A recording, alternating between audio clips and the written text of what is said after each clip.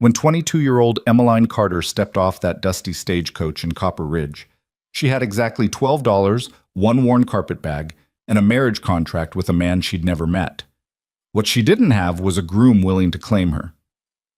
Within 5 minutes of their first meeting, Harlan Boone took one look at her youth and declared her too green for frontier life, before walking away without a backward glance.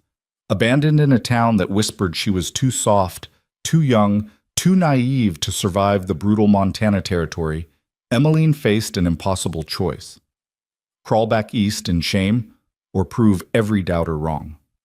What happened next would shake this small town to its foundation and teach them all that wisdom has nothing to do with age and everything to do with courage. If you want to see how a rejected mail-order bride became the most respected woman in Copper Ridge, stay with me until the end of this story. And please comment below with your city so I can see how far Emmeline's journey reaches across the world. The Montana Territory stretched endless and unforgiving beneath a sky so blue it hurt to look at. Emmeline Carter pressed her face against the stagecoach window, watching sagebrush and red earth blur past, and tried to steady her breathing. 3 weeks of bone-rattling travel had brought her here, to the edge of everything familiar, carrying nothing but hope and a carefully folded marriage contract tucked inside her grandmother's Bible. "Copper Ridge, miss," the driver called down, his weathered face appearing in the window. "End of the line!" Emmeline gathered her worn carpet bag and smoothed her traveling dress, gray cotton, practical, with only a hint of lace at the collar. Her mother had sewn it by candlelight back in Philadelphia, stitching prayers into every seam. "Be brave," she'd whispered. "Be strong." The stagecoach lurched to a stop outside a rough-hewn building with a hand-painted sign, Copper Ridge Mercantile. Dust settled around the wheels like a brown curtain. Through it, Emmeline could see perhaps 24 buildings scattered along a single dirt road, false-fronted shops, a church with a crooked steeple, houses that looked like they'd been hammered together from whatever timber was handy. This was home now, or it was supposed to be. "Need help with that bag?" The driver extended a calloused hand. "I can manage, thank you." Emmeline accepted his assistance, stepping down anyway, her legs trembling after so many hours cramped in the coach. Her boots hit solid ground, and for a moment the world tilted. "You all right?" The driver steadied her elbow. "Just finding my land legs." She managed to smile. "I'm looking for Harlan Boone. Would you happen to know—" "Boone?" A woman's voice, sharp as creek ice, cut through the afternoon heat. "You're the mail-order bride?" Emmeline turned to find 3 women standing outside the mercantile, their arms crossed in identical poses of judgment. The speaker was tall and angular, with iron gray hair pulled so tight it seemed to stretch her face. Her calico dress was immaculate despite the dust that coated everything else in sight. "I'm Emmeline Carter," she said, lifting her chin. "I've come to marry Mr. Boone, yes." The women exchanged glances that spoke volumes. The tall one stepped forward, looking Emmeline up and down with the thoroughness of a livestock buyer examining questionable goods.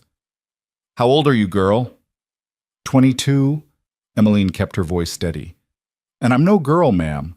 I'm a woman grown, with teaching certificates from the Philadelphia Female Academy and 3 years of teaching certificates." The woman's laugh was cold. "Harlan! Harlan Boone, get yourself out here." The mercantile door swung open and a man emerged, tall, broad-shouldered, maybe 40 years old, with the kind of sun-weathered face that came from a lifetime outdoors. His brown eyes swept over Emmeline once, and something in his expression closed off immediately. This was her intended husband, the man whose letters had been kind, even gentle, the man who'd promised her a new beginning. "Mr. Boone?" Emmeline stepped forward, extending her hand. "I'm Emmeline Carter. I believe you've been expecting me." He didn't take her hand.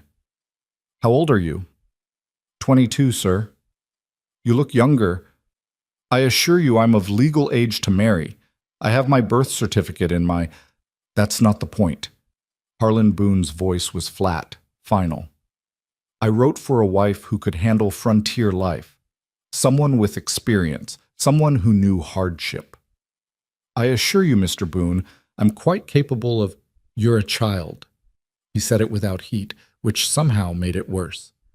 "I need a partner who can tend livestock, preserve food for winter, manage a household without help. Look at you. You probably faint at the sight of blood." Heat flooded Emmeline's cheeks. Sir, I may be young, but I'm educated and willing to learn. I've worked hard all my life. I can— Mrs. Henderson. Harlan turned to the tall woman. Can you help Miss Carter find a room at the boarding house? I'll pay for a week's lodging while she arranges passage back east. The words hit like a physical blow. Emmeline felt the ground shift beneath her feet, but she forced herself to stand straight. Mr. Boone, please. I've traveled 3 weeks to get here. Couldn't we at least— I'm sorry. He didn't sound sorry. He sounded tired. This was a mistake. My mistake. But I can't fix it by compounding the error with a marriage that won't work.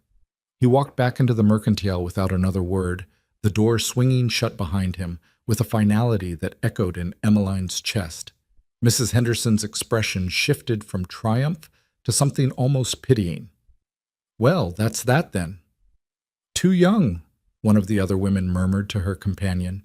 I told Harlan he should have been more specific in his advertisement. And too soft for this country, the companion agreed. Look at those hands. Never done a day's real work. They weren't trying to whisper. Emmeline heard every word as clearly as if they'd shouted them. Her vision blurred at the edges, but she would not cry in front of these women. The boarding house, she said quietly. How much is a room? $2 a week. Mrs. Henderson's voice had gone businesslike. That includes breakfast and supper. Bathwater costs extra. $2. Out of 12 total. 6 weeks, if she spent nothing on anything else. 6 weeks to figure out what came next. Thank you. Emmeline picked up her carpet bag. Could you point me in the right direction? End of the street, yellow house with the porch. Tell Mrs. Whitmore that Harlan's paying, though I expect she'll want cash up front given the circumstances. Of course. Emmeline turned away before the tears could fall, before these women could see how thoroughly their words had landed. She walked down the dusty street with her back straight and her bag clutched in both hands, aware of eyes watching from every window, every doorway. Too young, too soft, too inexperienced. She'd heard versions of those words her whole life. Too young to teach at the academy, until she'd proven she could manage classes of 30 students without losing control. Too soft to survive her father's death and her mother's illness, until she'd worked herself to exhaustion keeping food on the table and medicine in the cupboard. Too inexperienced to know her own mind, until she'd made the hardest decision of her life and bought a ticket west. And now here she was, 3,000 miles from everything familiar, rejected before she'd even had a chance to prove herself. The boarding house materialized through her tear-blurred vision, a cheerful yellow building that seemed to mock her circumstances. Emmeline climbed the porch steps and knocked. The woman who answered was perhaps 60, with kind eyes and flour dusting her apron. Help you, dear? Mrs. Whitmore? I need a room for a week. Emmeline's voice cracked despite her best efforts. Mr. Harlan Boone said he would cover the cost, but I can pay cash if you prefer. Understanding dawned in Mrs. Whitmore's expression, followed by sympathy that was somehow worse than Mrs. Henderson's judgment. Oh, honey, come inside. The interior was clean and bright, with rag rugs on the wooden floors and the smell of bread baking. Mrs. Whitmore guided Emmeline to a chair in the kitchen and pressed a cup of water into her hands. Drink that, then we'll talk. Emmeline drank, grateful for something to do with her shaking hands. The water was cool and tasted faintly of minerals, nothing like the water back east, but good nonetheless. I heard Harlan sent for a bride, Mrs. Whitmore said gently. I'm guessing you're she? I was supposed to be.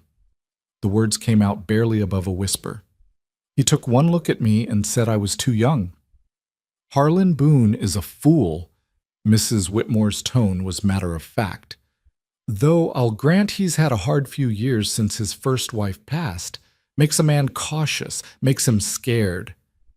I don't need his pity or his fear. I just need— Emmeline stopped, unsure how to finish that sentence. What did she need? A way forward, a purpose, a reason to stay in this harsh country that had already judged her wanting. You need time, Mrs. Whitmore supplied, and that I can give you. There's a room upstairs, small but clean. Window faces east, so you'll get good morning light. $2 a week includes meals, like Lucinda Henderson probably told you. That woman never misses a chance to discuss prices. Despite everything, Emmeline felt a ghost of a smile. She seemed very thorough. That's one word for it.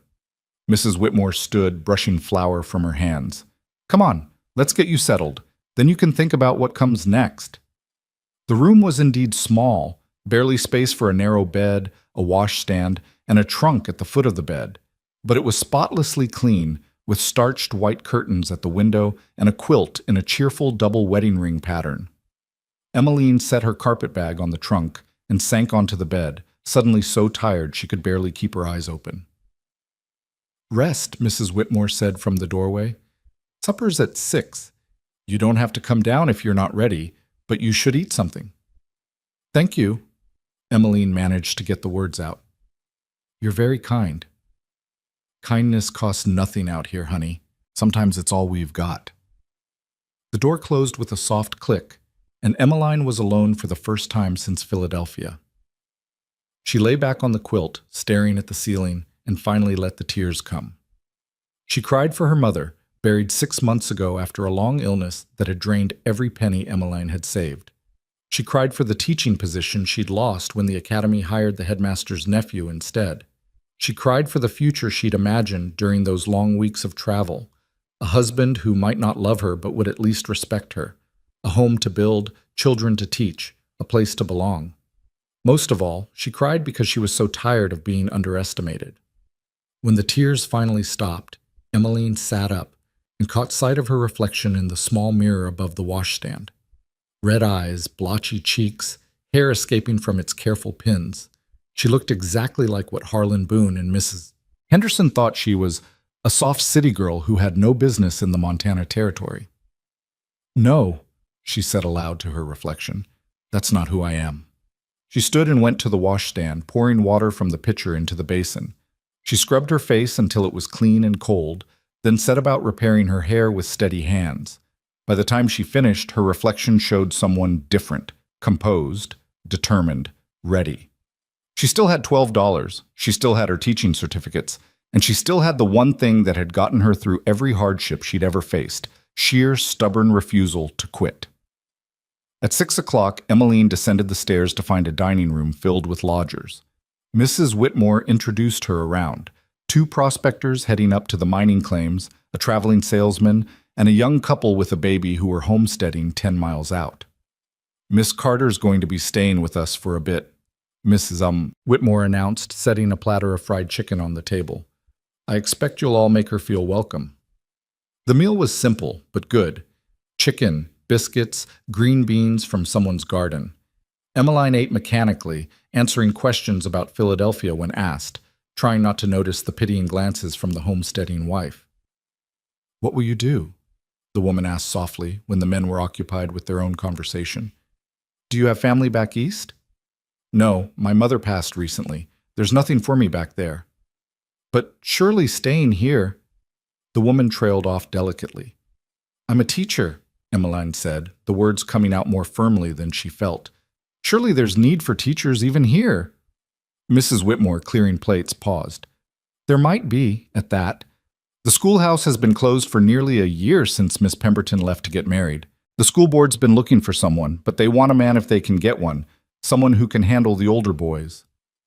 I can handle older boys. Emmeline met Mrs. Whitmore's eyes. I taught at the Philadelphia Female Academy, yes, but before that I worked in a charity school in the Irish Quarter. 30 students aged 6 to 16, most of whom spoke more Gaelic than English. If I could manage that, I can certainly manage a frontier schoolhouse. The board won't want to hear about some fancy Eastern academy, Mrs. Whitmore warned. They'll think you're too refined for rough children. Then I won't tell them about the academy. I'll tell them about St. Brendan's Charity School and how I taught children who worked in factories 12 hours a day and came to class exhausted. I'll tell them I know what it means to be underestimated and how that makes me fight twice as hard. Something like approval flickered in Mrs. Whitmore's expression. The school board meets Tuesday evenings at the church. You could speak with Agnes Mallory tomorrow. She's the head of the board. Lives in the White House past the feed store, the one with the roses.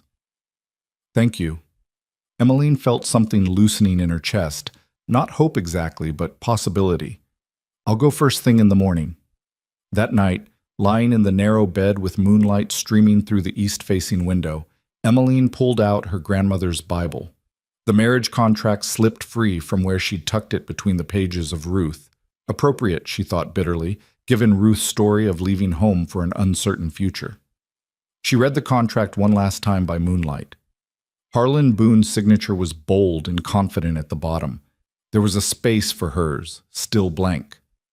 With steady hands, Emmeline tore the contract in half, then quarters, then kept tearing until it was nothing but scraps of paper and broken promises. She gathered the pieces in her handkerchief and set them on the washstand. Tomorrow she'd burn them. Tonight they were just one more thing she was leaving behind. She dreamed of her mother that night, Mama at the kitchen table in Philadelphia, mending by lamplight, her needle flashing silver in the gloom. "What should I do?" Dream Emmeline asked. Her mother looked up with those wise, tired eyes.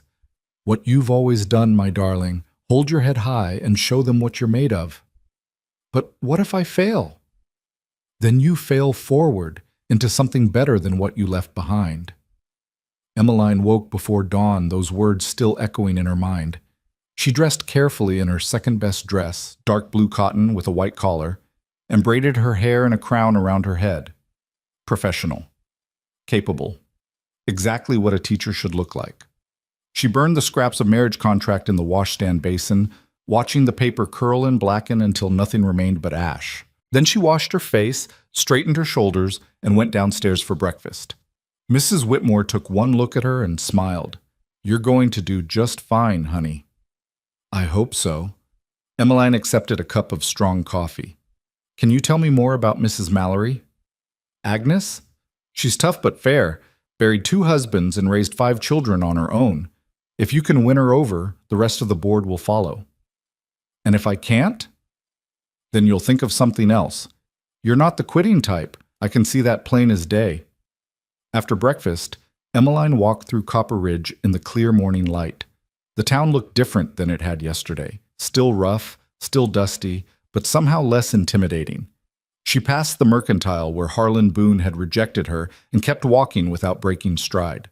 The White House with roses materialized exactly where Mrs. Whitmore said it would be. The roses were thriving despite the harsh climate, their red blooms defiant against the brown landscape. Emmeline took it as a good sign. She knocked on the door. The woman who answered was perhaps 50, with steel-gray hair and eyes that assessed Emmeline in one sharp glance. She wore a practical brown dress and had dirt under her fingernails, someone who wasn't afraid of hard work. "Help you?" "Mrs. Mallory, my name is Emmeline Carter.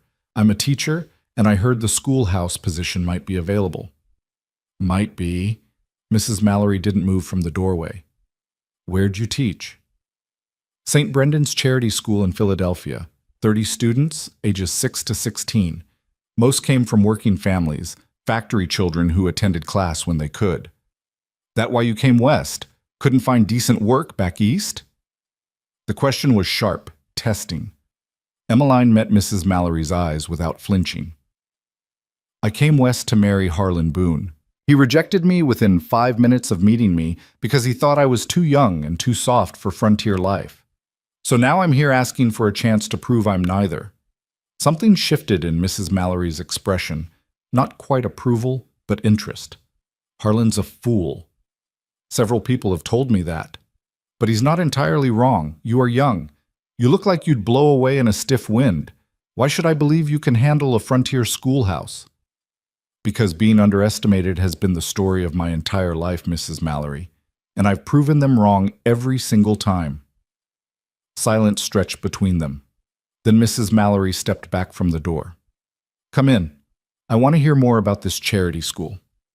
The interior of the house was exactly what Emmeline expected. Clean, orderly, with handmade quilts and furniture that had seen better days but was well maintained. Mrs. Mallory led her to a kitchen table scarred by years of use and poured 2 cups of coffee without asking if Emmeline wanted any. "Talk," she said, sitting down. "And don't try to pretty it up. I want the truth." So Emmeline talked. She told Mrs. Mallory about St. Brendan's, about children who came to class with empty stomachs and full hearts, about teaching reading by candlelight when the gas was shut off, about the day Tommy O'Brien punched another boy, and she'd had to bodily separate them despite being half their size. "What'd you do?" Mrs. Mallory asked. "After you separated them?" "Made them apologize to each other. Then I had them spend recess helping me rearrange the classroom furniture, gave them something to do with all that angry energy. By the end, they were friends again." "Smart." Mrs. Mallory sipped her coffee. "What about the older ones, the ones who think they're too grown for school?"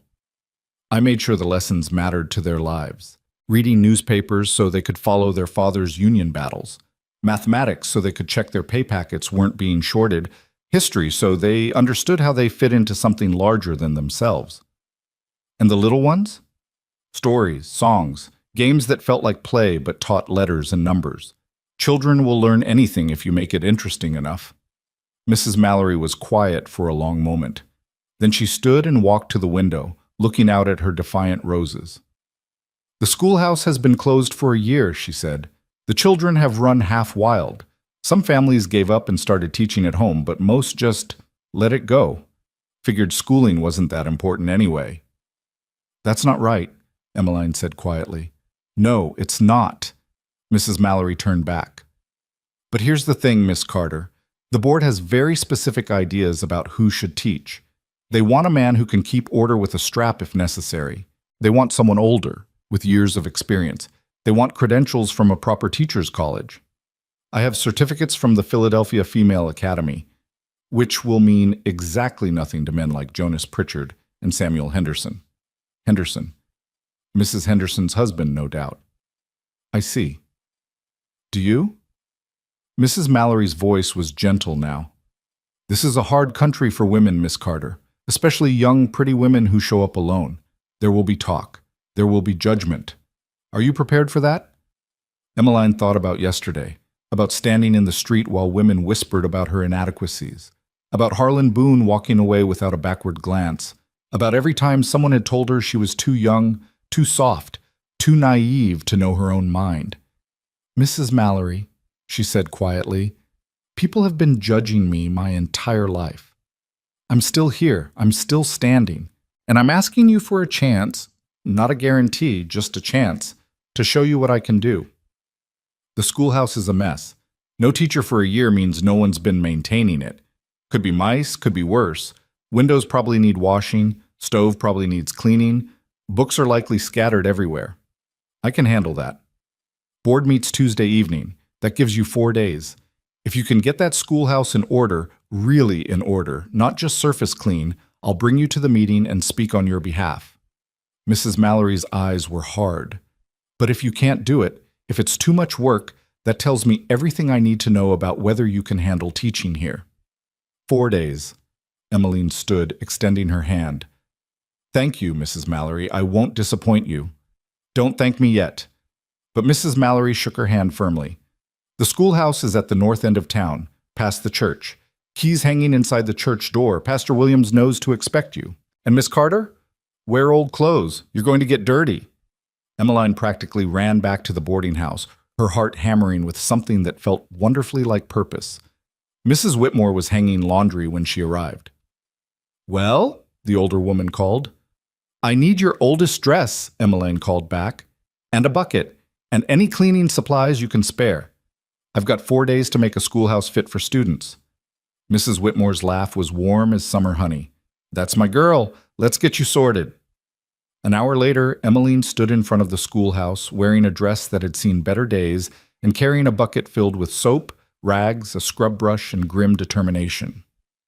The building was small, maybe 20 feet by 30, with windows on 3 sides and a door that hung slightly crooked on its hinges. She pushed the door open and stepped inside. Mrs. Mallory hadn't been exaggerating.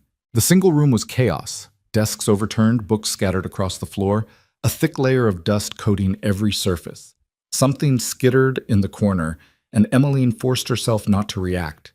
The wood stove was rusty and full of old ashes. The chalkboard was so dirty she could barely see the slate beneath the grime. But beneath the mess, she could see bones of something good. Windows that would let in beautiful light once they were clean. A solid floor that just needed sweeping. Enough desks for perhaps 20 students once they were righted and arranged. "All right then." Emmeline set down her bucket and rolled up her sleeves. Let's begin. She started with the windows, using every drop of her precious water supply to scrub away months of accumulated dirt. It took hours, but when she finished, light flooded the room in golden streams. Next came the floor, sweeping out debris, scrubbing stains, coaxing the wood back to something like its original honey color. By the time Mrs. Whitmore rang the bell for supper, Emmeline had transformed perhaps a quarter of the space. Her dress was filthy, her hands were raw, and she'd never felt more alive. "Good Lord," Mrs. Whitmore said when Emmeline stumbled into the boarding house, "you look like you've been fighting a war." "I have been." Emmeline couldn't stop smiling despite her exhaustion. "And I'm winning." The next 3 days blurred together in a haze of physical labor, unlike anything Emmeline had experienced. She scrubbed and swept, arranged and organized, fixed broken desk legs with borrowed tools and sheer determination. She discovered a family of mice in the stove and spent an entire afternoon evicting them and sealing their entry points. She washed every single book, dozens of readers, primers, and reference volumes, and arranged them on the shelf by subject and level. On the third day, she was standing on a desk trying to hang a map of the United States when she heard footsteps on the porch. "Miss Carter?" Emmeline turned to find a man standing in the doorway, 30-ish, dressed in work clothes with kind eyes and a boy of perhaps 8 at his side. Both had the same dark hair and serious expressions. "Yes?" She climbed down from the desk, suddenly conscious of her disheveled appearance. "I'm Caleb Ryder. This is my son, Evan. We heard someone was fixing up the schoolhouse." His voice was quiet, almost hesitant. "Thought we'd see if you needed any help." "Oh." Emmeline looked around at all that remained to be done. "That's very kind of you, but Papa's real good at fixing things," Evan piped up. "He fixed our whole barn last summer when the roof fell in." "Did he?" Emmeline smiled at the boy. "Well, that's impressive. As it happens, I do have a door that's hanging crooked, and I'm not entirely sure how to fix it. I can do that. Caleb's shoulders relaxed slightly. "If you're sure you don't mind the help." "Mr. Ryder, at this point I'd accept help from the devil himself if he knew how to hang a door properly." A ghost of a smile crossed Caleb's face. "I reckon I'm a bit more respectable than that." He was. Over the next 3 hours, while Emmeline continued organizing books and Evan earnestly swept floors that didn't really need sweeping, Caleb Ryder proved himself quietly invaluable. He fixed the door, tightened loose desk legs, and even repaired a broken window latch that Emmeline hadn't known was broken. "You've been at this for days," he observed when she paused for water. "Agnes Mallory give you the 4-day test? You know about that?" "Everyone knows about that. She's done it before, told a prospective teacher to prove themselves by cleaning up this place. Most don't make it past the first day." "Well, I'm still here." "I can see that." He glanced around the transformed space. "Looks better than it has in years, if I'm honest." "Are you on the school board, Mr. Ryder?" "No, but I care about my son getting a proper education." He looked at Evan, who was now attempting to organize the chalk by size. His mother died 3 years back. She used to teach him his letters. Since then, he trailed off. "I could assess him if you'd like," Emmeline offered. "See where he is with reading and numbers." "Would you?" So while Caleb continued his repairs, Emmeline sat with Evan at one of the cleaned desks and quietly tested his knowledge. The boy was sharp, but clearly behind where he should be. He knew his alphabet, but struggled with longer words, could count, but hadn't mastered basic sums. "He's bright," she told Caleb when they finished. "He just needs consistent instruction. If I get this position, I promise he'll catch up quickly." "If you get it?" Caleb's voice held something like surprise. "Miss Carter, after what you've accomplished here, I can't imagine they'd choose anyone else." "You haven't met the school board yet." "No, but I know Agnes Mallory, and if she's letting you take the test, she already believes in you." He gathered his tools. "Come on, Evan. We should let Miss Carter finish up." "Will you be our teacher?" Evan asked hopefully as his father guided him toward the door. "I hope so," Emmeline said honestly. "I truly hope so." After they left, she stood in the cleaned schoolhouse and let herself feel it. The weight of possibility, the fragile hope that maybe, just maybe, she'd found a place to belong.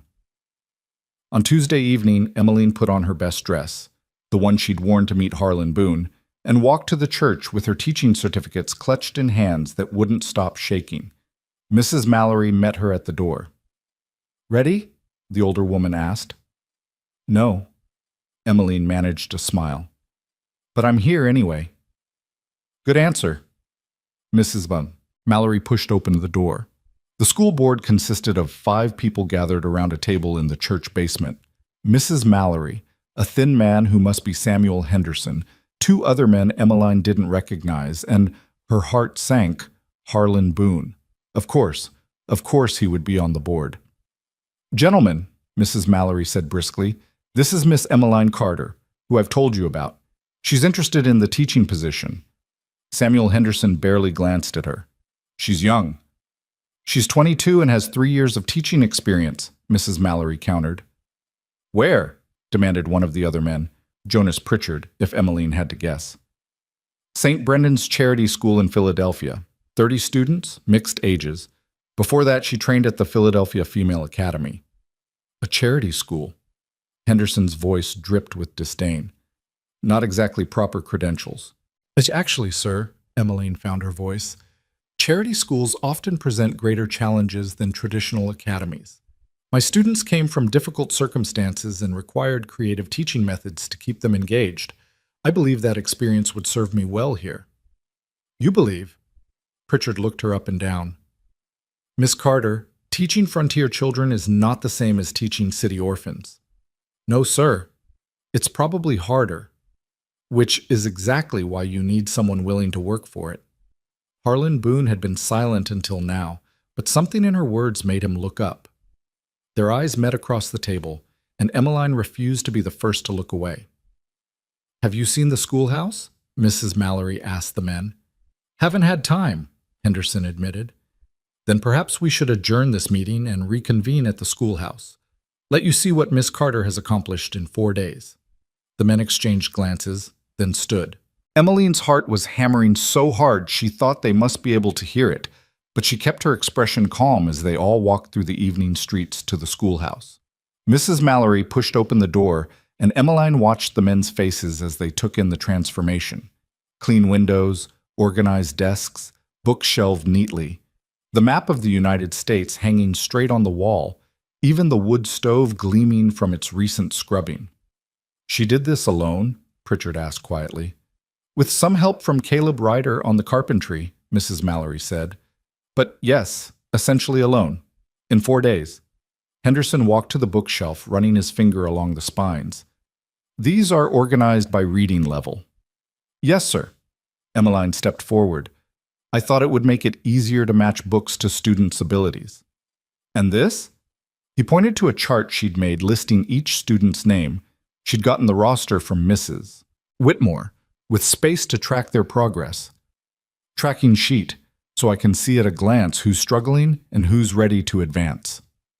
For the first time, Emmeline saw doubt flicker across Henderson's face.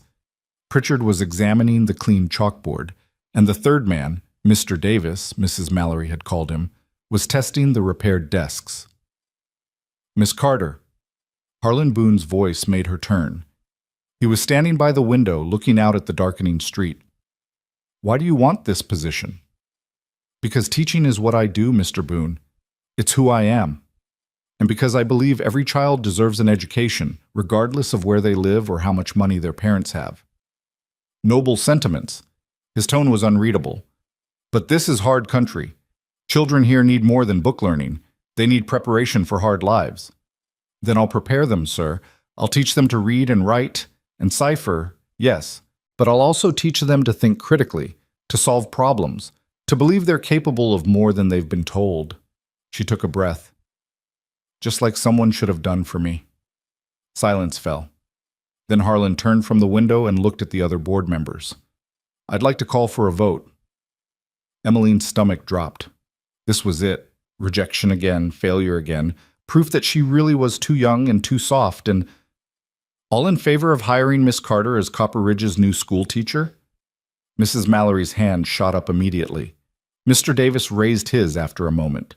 Pritchard looked at the schoolhouse again, then slowly lifted his hand. 3 out of 5. They needed 1 more. Samuel Henderson stood frozen, his expression conflicted. Then, with visible reluctance, he raised his hand. 4 in favor, Harlan said quietly. Miss Carter, the position is yours if you want it. Salary is $25 a month plus room and board. School term runs September through May with a break at Christmas. You'll be expected to maintain the schoolhouse and provide your own teaching materials beyond the basic texts we supply. Emmeline could barely breathe. I accept. Good. He finally looked directly at her. I was wrong about you, Miss Carter. I judged you on your appearance instead of your character. I apologize. Thank you, Mr. Boone. She kept her voice steady. I appreciate that. Don't thank me yet. You've got 23 students ranging from age 6 to 15. Some haven't been in a classroom in over a year. It's going to be harder than anything you've faced in Philadelphia. I know, sir. Emmeline smiled. I'm counting on it. Walking back to the boarding house that night, with Mrs. Mallory beside her and the acceptance letter in her pocket, Emmeline felt something she hadn't felt since her mother died. Hope. Real, solid, unshakable hope. She had a job. She had a purpose. She had proven them all wrong. And tomorrow she would stand in that schoolhouse as its teacher and show these frontier children that wisdom had nothing to do with age and everything to do with heart. The first day of school arrived with a sunrise that painted Copper Ridge in shades of gold and amber. Emmeline woke before dawn, her stomach twisted in knots that had nothing to do with Mrs. Whitmore's excellent breakfast, and everything to do with the 23 students who would walk through that schoolhouse door in less than 2 hours. She dressed with extra care, choosing the dark blue dress that made her look as old as possible, and pinned her hair in a severe bun that added at least 2 years to her appearance. In the mirror, she looked like a teacher. She just hoped she could act like one when faced with children who'd been running wild for a year. You'll be wonderful, Mrs. Whitmore said, pressing a lunch pail into her hands. I packed extra. You'll need your strength. Thank you. Emmeline managed a smile that felt more confident than she felt. For everything. Go on now. Don't want to be late on your first day. The walk to the schoolhouse took less than 10 minutes, but Emmeline's mind raced through every possibility. What if the children refused to listen? What if the older boys challenged her authority? What if she'd made a terrible mistake and really was too young, too inexperienced, too foolish to believe she could do this? She pushed open the schoolhouse door and stepped into the space she'd worked so hard to transform. Morning light streamed through the clean windows, illuminating the organized desks and neatly shelved books. Everything was ready. Now she just needed to be ready too. At 8 o'clock precisely, she rang the bell mounted beside the door. The clear tone carried across the morning air, calling students to learning for the first time in over a year. Nothing happened. Emmeline rang it again, longer this time, and finally saw movement.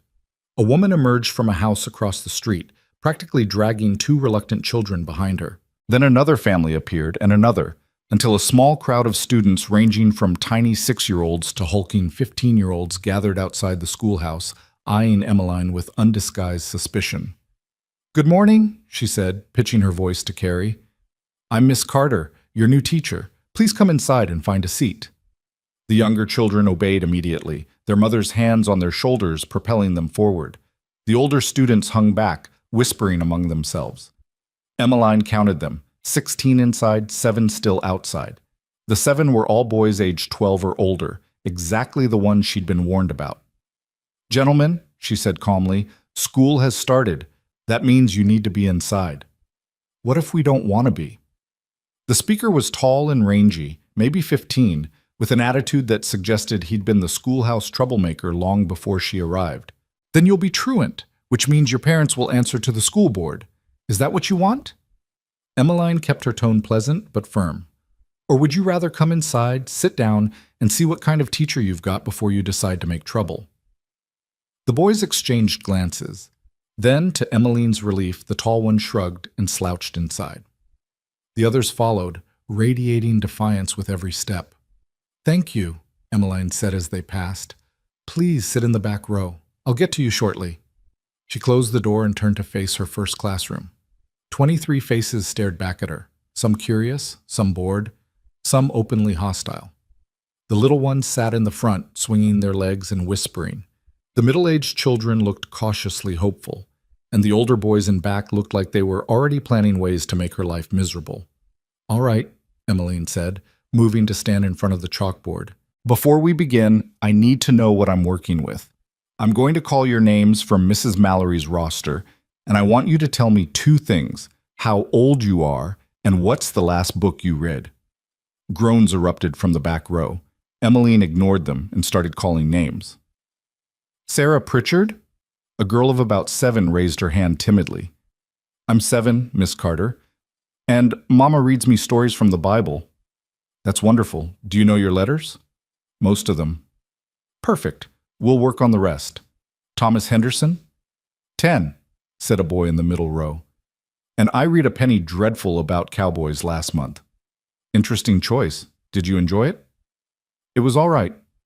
Good. Reading should be enjoyable, not just educational. Mary Davis?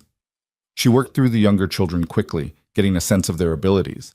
Most knew basic letters and numbers, but little else. The middle-aged children were more varied. Some could read simple texts, others struggled with anything beyond their names. Then she reached the back row. Jacob Thornton? The tall boy who'd challenged her outside crossed his arms. 15, and I don't read books. Reading's for girls and weaklings. Several of the younger boys snickered. Emmeline felt the shift in the room. This was the moment. How she handled Jacob Thornton would determine whether she had any authority at all.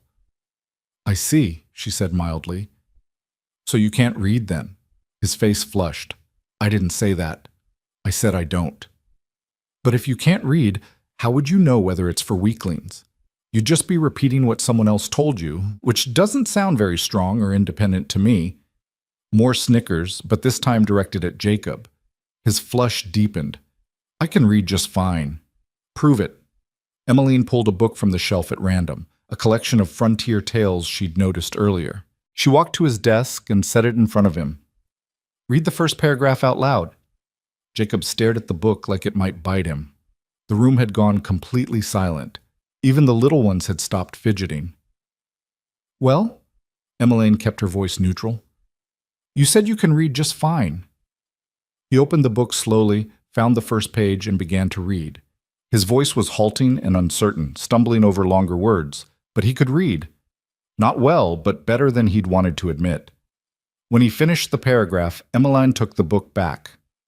That was good, Jacob. Your pronunciation needs work, and your pace could be smoother, but the foundation is there.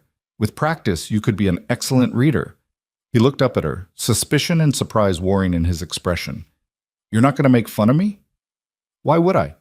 You just demonstrated courage by reading in front of your peers when you clearly weren't confident about your ability. That takes strength, not weakness. Something shifted in his face. Not quite respect, but maybe the beginning of it. Emmeline returned to the front of the classroom. Here's what I believe. Reading isn't for girls or boys, weak or strong. Reading is power.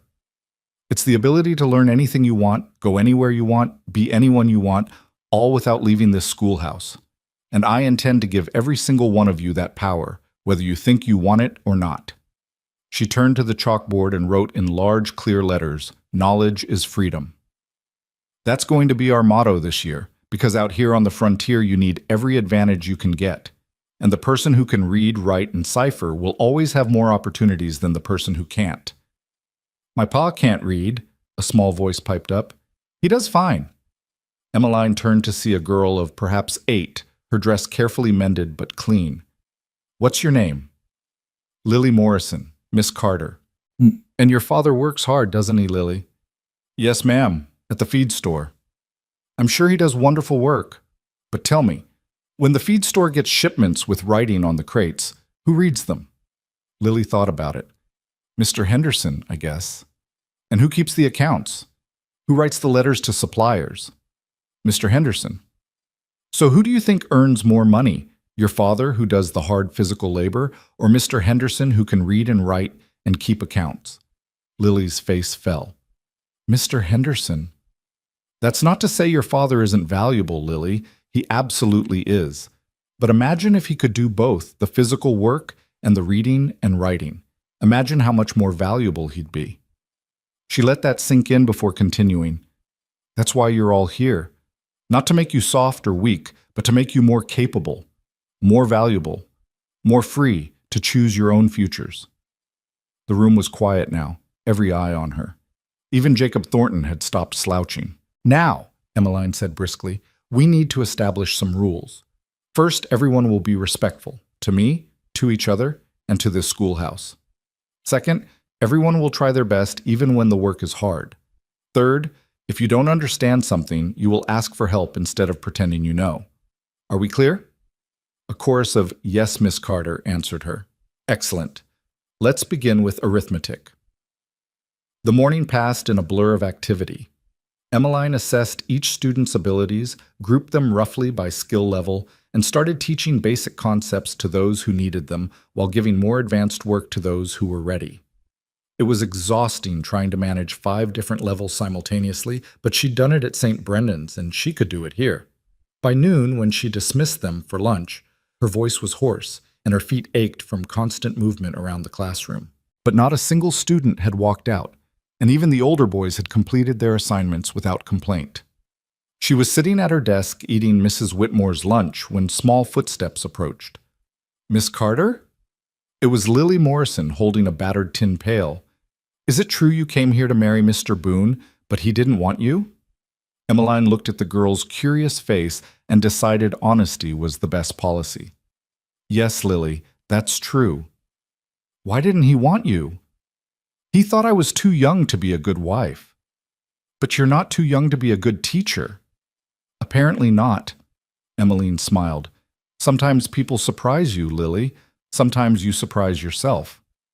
"I'm glad Mr. Boone didn't marry you," Lily announced. "Otherwise we wouldn't have a teacher." "That's very kind of you to say." Other children were drifting over now, their lunches forgotten. Thomas Henderson, the 10-year-old, asked, "Are you going to stay?" Miss Pemberton left after 1 term. I plan to stay, Thomas. This is my home now. Even though you don't got family here, I'll make a family." That's what people do in new places. They build families from friends and neighbors and students. She looked around at their young faces. "Maybe you'll be part of my family, if you'll have me." "Can we ask you questions?" a little boy named Peter asked. "About anything?" "Of course. That's what teachers are for." "What's the ocean like?" Peter's eyes were wide. "Papa says you came from Philadelphia, where there's an ocean." "The Atlantic Ocean is vast and powerful," Emmeline said. "Bigger than you can imagine, stretching all the way to Europe. The waves crash against the shore, and sometimes when you stand at the edge, you can feel the spray on your face." "I want to see the ocean someday," Peter breathed. "Then learn to read, Peter. Read books about ships and sailors and distant lands. Let reading take you to the ocean until you can go there yourself." The afternoon was devoted to reading practice. Emmeline had the younger children work on their letters while she took the older students through increasingly difficult passages. Jacob Thornton, somewhat to his own surprise, volunteered to help some of the middle-aged children with their reading. His halting pace actually made him a better tutor than Emmeline would have been, since he understood their struggles. By the time 3 o'clock arrived and she dismissed them for the day, Emmeline's exhaustion had transformed into exhilaration. They'd done it, survived the first day. More than survived, they'd actually learned. "Miss Carter?" Jacob Thornton lingered after the other students left. Could I maybe borrow that book? The Frontier Tales one?" "Of course, Jacob." Emmeline retrieved it from the shelf. "Bring it back when you're finished, and we'll find you another." "Thanks." He ducked his head, suddenly shy. "And, sorry, about this morning, I was being stupid." "You were being scared," Emmeline corrected gently. "There's a difference. But you faced that fear and read anyway. That's real courage." He left clutching the book like it was precious, and Emmeline sank into her chair, letting the silence of the empty schoolhouse wash over her. She'd done it. 1 day down, approximately 180 to go. The sound of a wagon outside made her look up. Through the window, she saw Caleb Ryder helping young Evan down from the seat. The boy came running into the schoolhouse, his face alight with excitement. Miss Carter! Miss Carter, guess what? I read a whole page without help." "Did you? That's wonderful, Evan." Emmeline met Caleb at the door. "He did very well today. He's a natural reader once he gets past his initial hesitation." "Thank you." Caleb's quiet voice held warmth. "He hasn't stopped talking about school since I picked him up. First time in 3 years I've seen him this excited about learning." He's a pleasure to teach. All of them are, actually, even the ones who pretend not to be.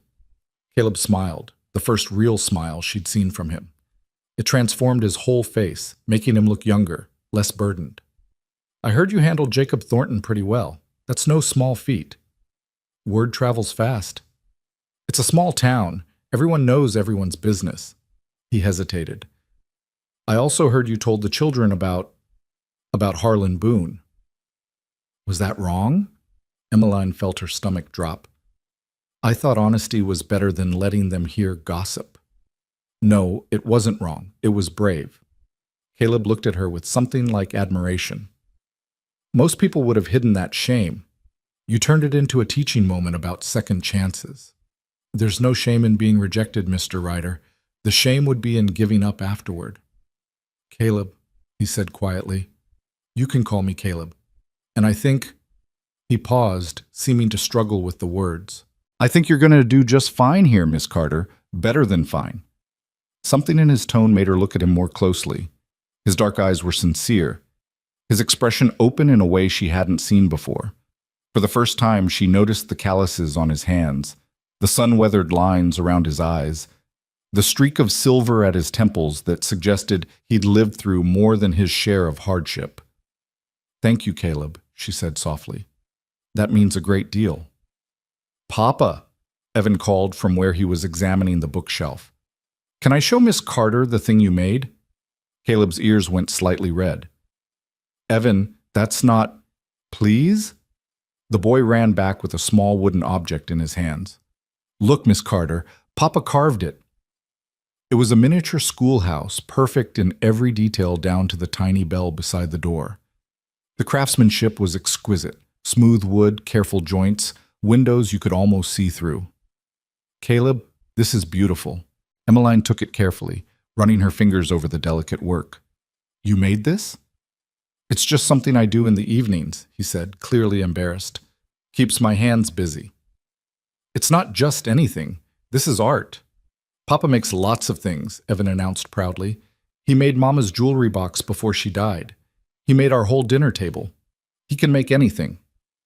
Evan, Caleb said quietly, and the boy subsided, but his pride was evident. Would you... Caleb cleared his throat. Would you want to keep it? For the schoolhouse?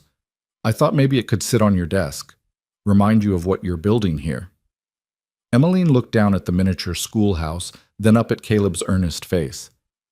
I would be honored. Thank you. Their eyes met, and something passed between them, recognition maybe, or the beginning of understanding. Then Evan tugged on his father's sleeve, breaking the moment. Cut. Can we give Miss Carter a ride back to the boarding house, please? Oh, I couldn't impose some... Emmeline started. It's no imposition, Caleb said. We pass right by it on our way home. Save you the walk. So Emmeline found herself sitting beside Caleb on the wagon seat while Evan chattered from the back about everything he'd learned that day.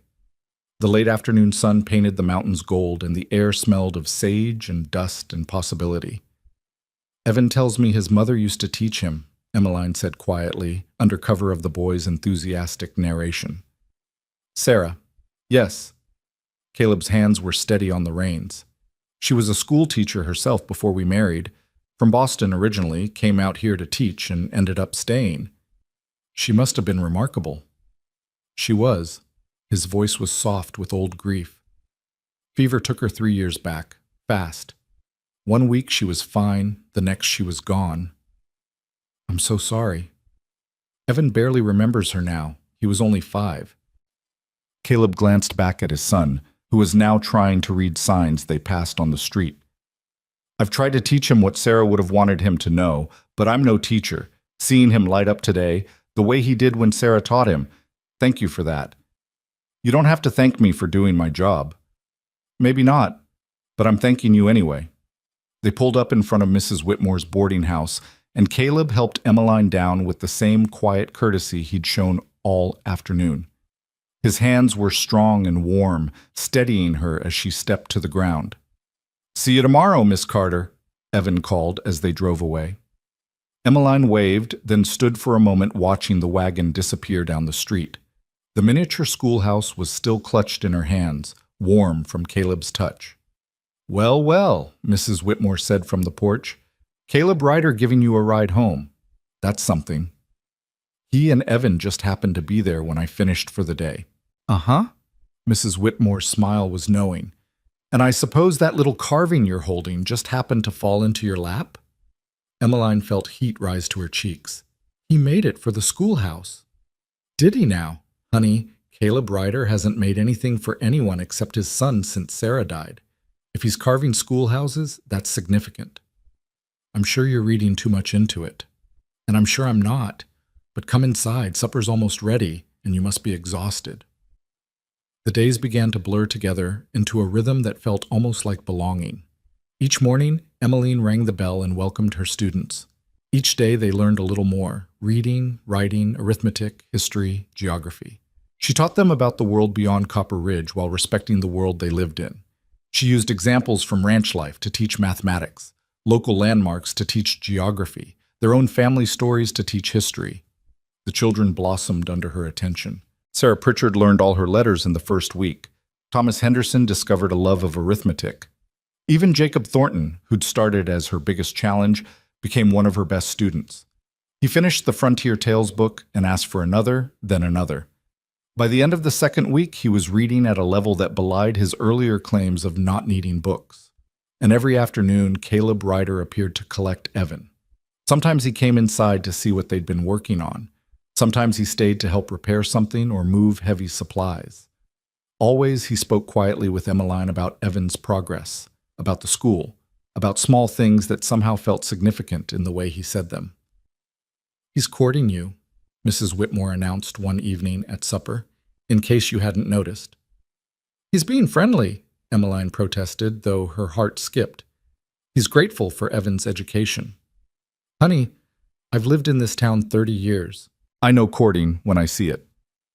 Those wagon rides home, those little repairs he keeps finding to do at the schoolhouse, that carved schoolhouse sitting on your desk, that's courting.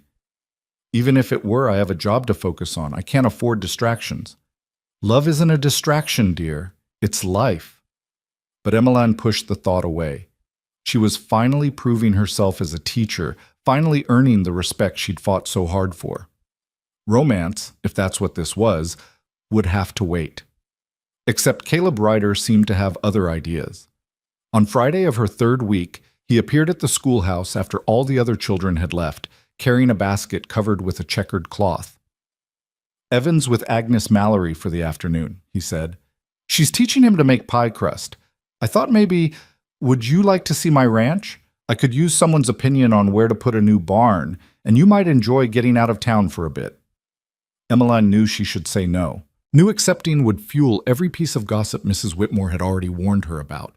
But Caleb's dark eyes were hopeful, and the thought of spending an afternoon somewhere other than the schoolhouse or boarding house was impossibly appealing. "All right," she heard herself say, "but only for an hour or so. I have lessons to prepare." "Of course." His smile was like sunrise. The ride to his ranch took 20 minutes, winding through scrubland and over a creek before climbing into foothills that offered a stunning view of the valley below. The ranch itself was modest but well-maintained. A sturdy house, a barn that had clearly been rebuilt recently, fenced pastures where cattle grazed. "It's beautiful," Emmeline said honestly. "It's home." Caleb helped her down from the wagon. "Come on, I want to show you something." He led her past the barn to a spot where the land opened up, offering an unobstructed view of the mountains. "This is where I'm thinking of putting the new barn. Sarah always wanted one here, said the view would make the morning chores less tedious." She was right. It's perfect. They stood in comfortable silence, watching clouds cast shadows across the distant peaks. Then Caleb opened the basket and pulled out 2 tin cups and a jar of lemonade. "Agnes made this," he explained, pouring. "She insisted you'd be thirsty after a week of teaching." "Agnes Mallory is conspiring with you?" "Apparently everyone in Copper Ridge is conspiring with me." He handed her a cup. "They all think you're good for Evan, good for me, good for the town. And what do you think?" He was quiet for a long moment. "I think you're the first person who's made me feel something other than grief in 3 years. I think Evan talks about you more than he talks about anything else. I think, he stopped, seeming to struggle with the words. I think Sarah would have liked you. Emmeline's throat tightened. That's a lovely thing to say. It's true. He looked at her directly. I know it's too soon. I know you just got here and you're focused on teaching, and the last thing you probably want is some widower with a child showing up with lemonade and expectations. But I wanted you to know, in case it matters. It matters, Emmeline said softly. Caleb, it matters very much. But I need to prove myself first. I need everyone in this town to see me as a capable teacher, not as someone who failed at being a mail-order bride and settled for the next man who showed interest. That's not how anyone sees you. That's how I see myself sometimes. The admission hurt, but it was honest. I need to know I can do this, the teaching, the independence, before I can think about anything else. Caleb nodded slowly. I understand, and I'll wait. But Emmeline, he used her first name for the first time, and it sounded like music. Don't wait too long. Life out here is uncertain. Tomorrow isn't promised. They finished their lemonade in silence, then Caleb drove her back to town. When he helped her down from the wagon in front of the boarding house, his hands lingered on her waist just a moment longer than necessary. Thank you for coming, he said quietly. Thank you for asking. That night, lying in her narrow bed, Emmeline stared at the ceiling and thought about Caleb's words. Tomorrow isn't promised. She'd learned that lesson when her father died suddenly, when her mother faded away despite every effort to save her. She knew the fragility of life, the importance of seizing happiness when it appeared, but she also knew the importance of proving herself, of standing on her own 2 feet before letting anyone else support her weight. She'd come to Copper Ridge to escape being defined by someone else's rejection. She wouldn't let herself be defined by someone else's acceptance either. Not yet. Not until she was certain of who she was and what she'd built. The answer came to her in the middle of her 4th week teaching, in the most unexpected way possible. She was leading a reading lesson with the older students when Agnes Mallory appeared at the schoolhouse door, her expression grim. Behind her stood Samuel Henderson and Jonas Pritchard, 2/5 of the school board. Miss Carter, Agnes said formally, might we have a word outside? Emmeline's stomach dropped, but she kept her voice steady. Class, please work on the exercises I've written on the board. I'll be right back. Outside, in the dusty schoolyard, the 3 board members stood in a semicircle that felt distinctly threatening. There's been a complaint, Samuel Henderson said without preamble. What kind of complaint? About your age, your qualifications, your suitability to teach frontier children. He pulled a letter from his pocket. This came from the Territorial Education Board. They've heard we hired a 22-year-old woman with no formal teaching credentials, and they're questioning our judgment. But I was voted in by the board. A vote we may need to revisit, Jonas Pritchard interrupted, in light of these concerns. What concerns specifically? Emmeline forced herself to stay calm. My students are learning. Their parents are satisfied. What exactly is the problem? The problem, Henderson said coldly, is that we have an opportunity to hire a real teacher.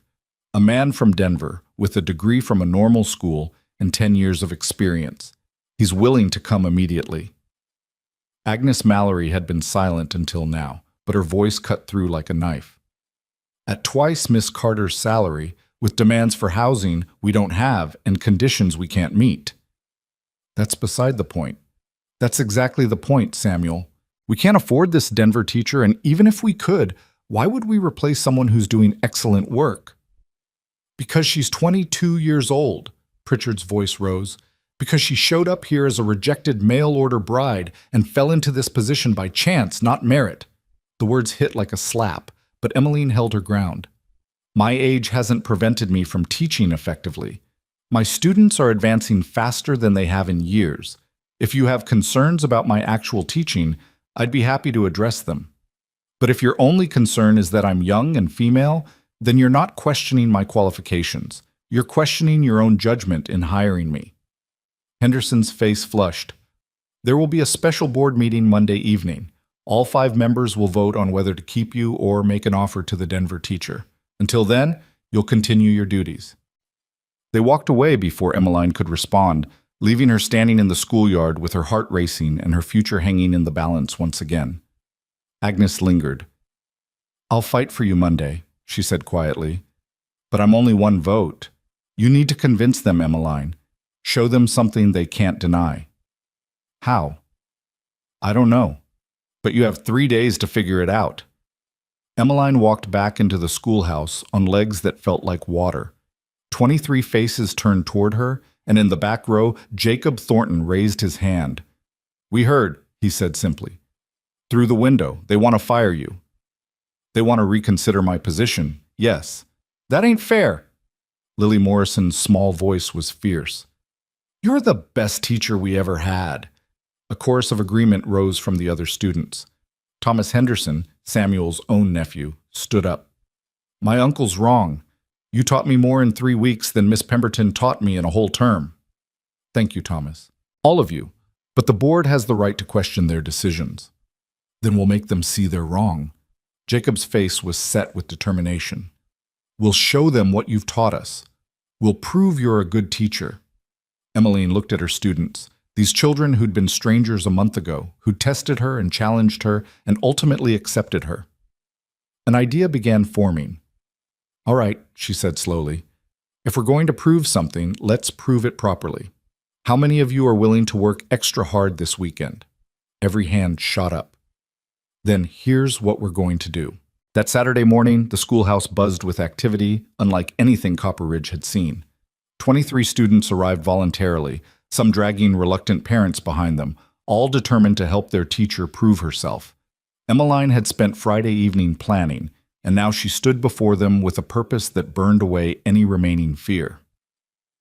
"We're going to put on a demonstration," she announced. "Monday evening, before the board meeting, we'll show the entire town what you've learned in 4 weeks. Reading, writing, arithmetic, geography, history, everything.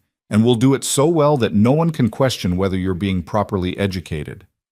"What if we mess up?" Sarah Pritchard's small voice wavered with worry. "Then you mess up in front of people who love you and want you to succeed," Emmeline said gently. "But I don't think you will. I've seen what you can do. Now we just need to show everyone else." The older boys exchanged glances, and Jacob Thornton stood. "What do you need us to do?" "I need you to be yourselves, smart, capable students who've worked hard and learned much. Can you do that?" "Yes, Miss Carter," came the unified response. They worked all weekend, rehearsing presentations and polishing skills. The younger children practiced their letters and numbers, writing them in careful rows on slates. The middle students prepared reading demonstrations, selecting passages that showcased their improvement. The older students tackled more complex material. Jacob would demonstrate problem-solving in mathematics, Thomas would present a geography lesson about the territories, and Mary Davis would read an essay she'd written about frontier life. Caleb appeared Saturday afternoon, ostensibly to pick up Evan, but clearly aware something significant was happening. He found Emmeline outside during a break, watching her students practice their presentations in small groups scattered across the schoolyard. "Agnes told me about the board meeting," he said without preamble. "This is because of Harlan's relatives, isn't it? They're the ones who brought in that Denver teacher option." "I don't know. Maybe." Emmeline kept her eyes on her students, afraid that looking at Caleb would undo her carefully maintained composure. "It doesn't matter why. What matters is proving them wrong." "You shouldn't have to prove anything. You've already shown what kind of teacher you are." "Apparently that's not enough." Her voice cracked despite her best efforts. "I thought if I worked hard enough, if I was good enough, they'd see past my age and my circumstances.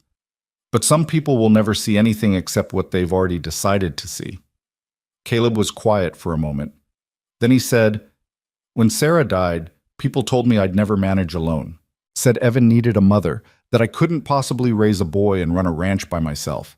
Said I should remarry immediately, for practical reasons, if nothing else." "Why didn't you?" "Because I wasn't ready, because Evan wasn't ready, because I needed to prove to myself that I could stand on my own 2 feet before I let anyone else into our lives." He turned to look at her directly. "I understand what you're doing, Emmeline. I understand why you need to fight this battle yourself. But I want you to know you don't have to. Not alone." "What are you saying?" "I'm saying that Monday night, when you face that board, You'll have support. Me, Agnes, every parent whose child you've taught. We'll stand with you. Caleb, Emmeline's throat was too tight to continue. I know you need to prove yourself. I respect that. But proving yourself doesn't mean facing everything alone. It means being strong enough to accept help when it's offered. He touched her hand briefly, a gesture so quick anyone watching would have missed it. Let us help. That evening, Mrs. Whitmore found Emmeline at the kitchen table, surrounded by papers and half-written presentations.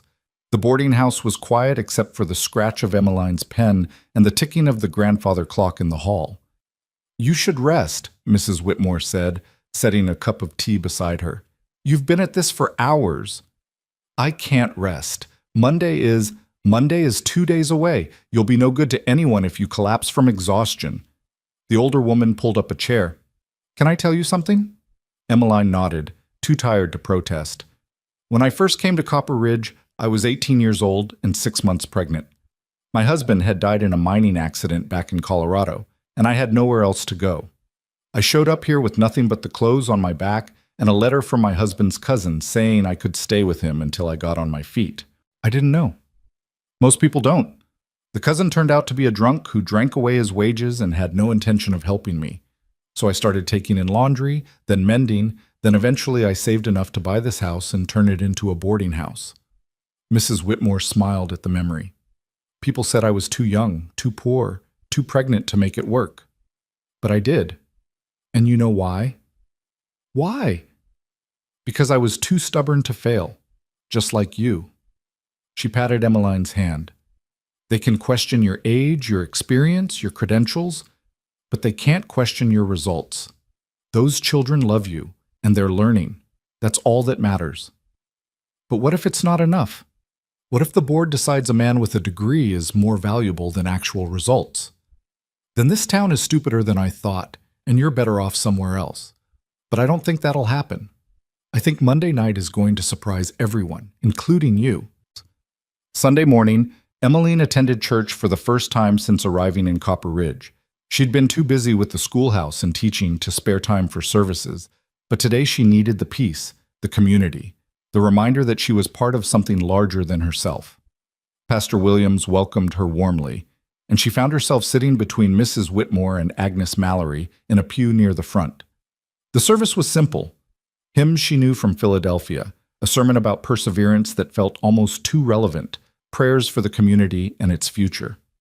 When it ended, people lingered to talk, and Emmeline found herself surrounded by parents thanking her for their children's progress. Martha Henderson, Samuel's wife, pulled her aside with tears in her eyes. Thomas reads every night now, she said. He used to fight bedtime, but now he reads until I have to blow out his lamp.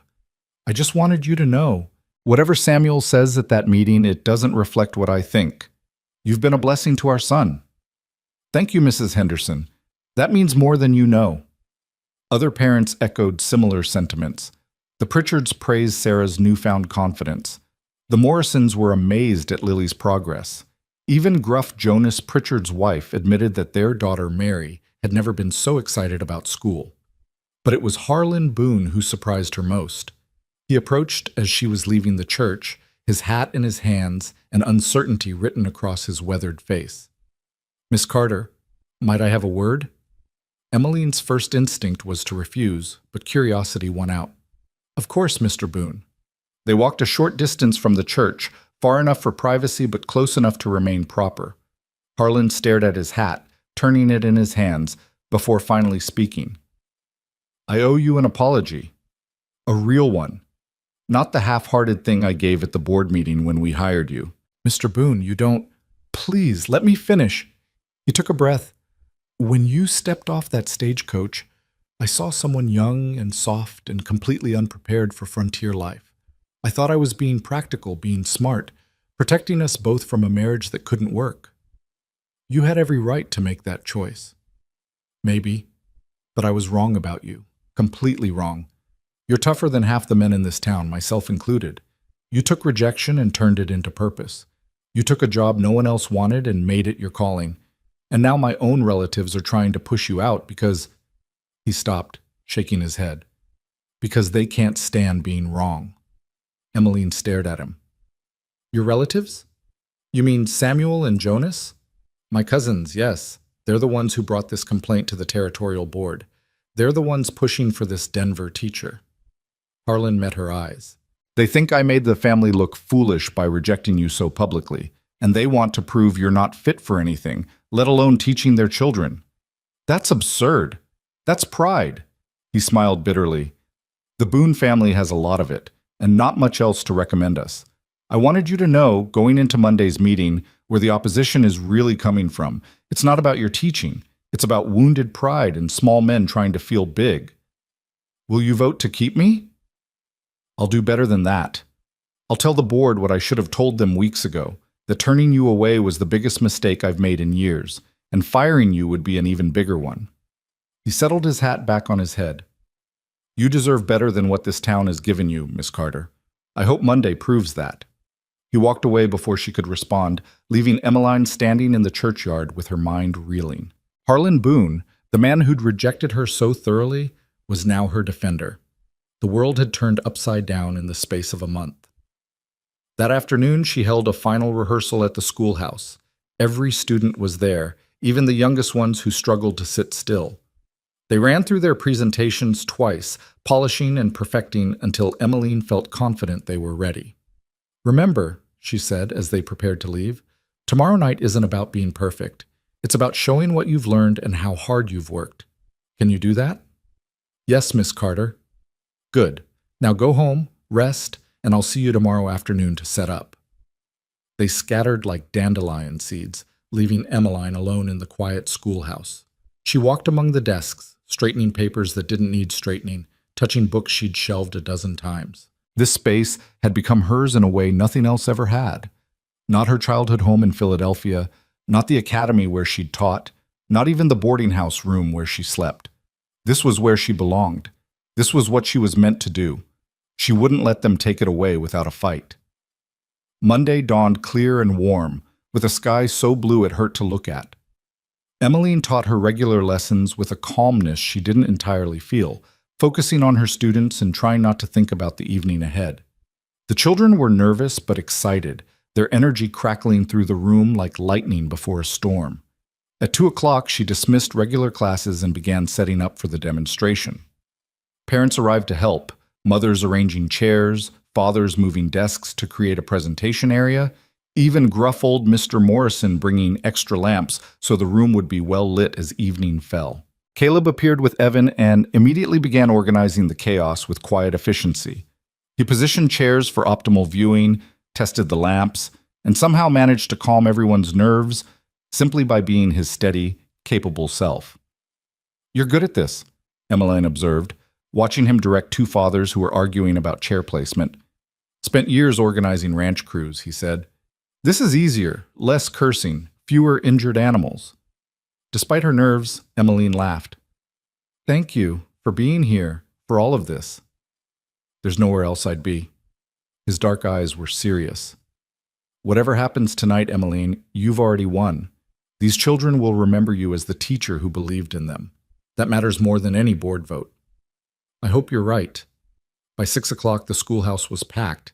Every parent attended, along with most of the town. People stood along the walls when the chairs filled up, craning their necks to see. The 5 board members sat in the front row.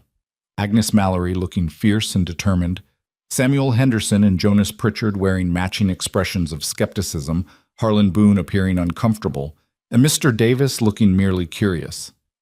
Emmeline stood at the front of the room with her 23 students behind her and took a deep breath that felt like it came from her toes. Thank you all for coming, she began, her voice steady despite her racing heart.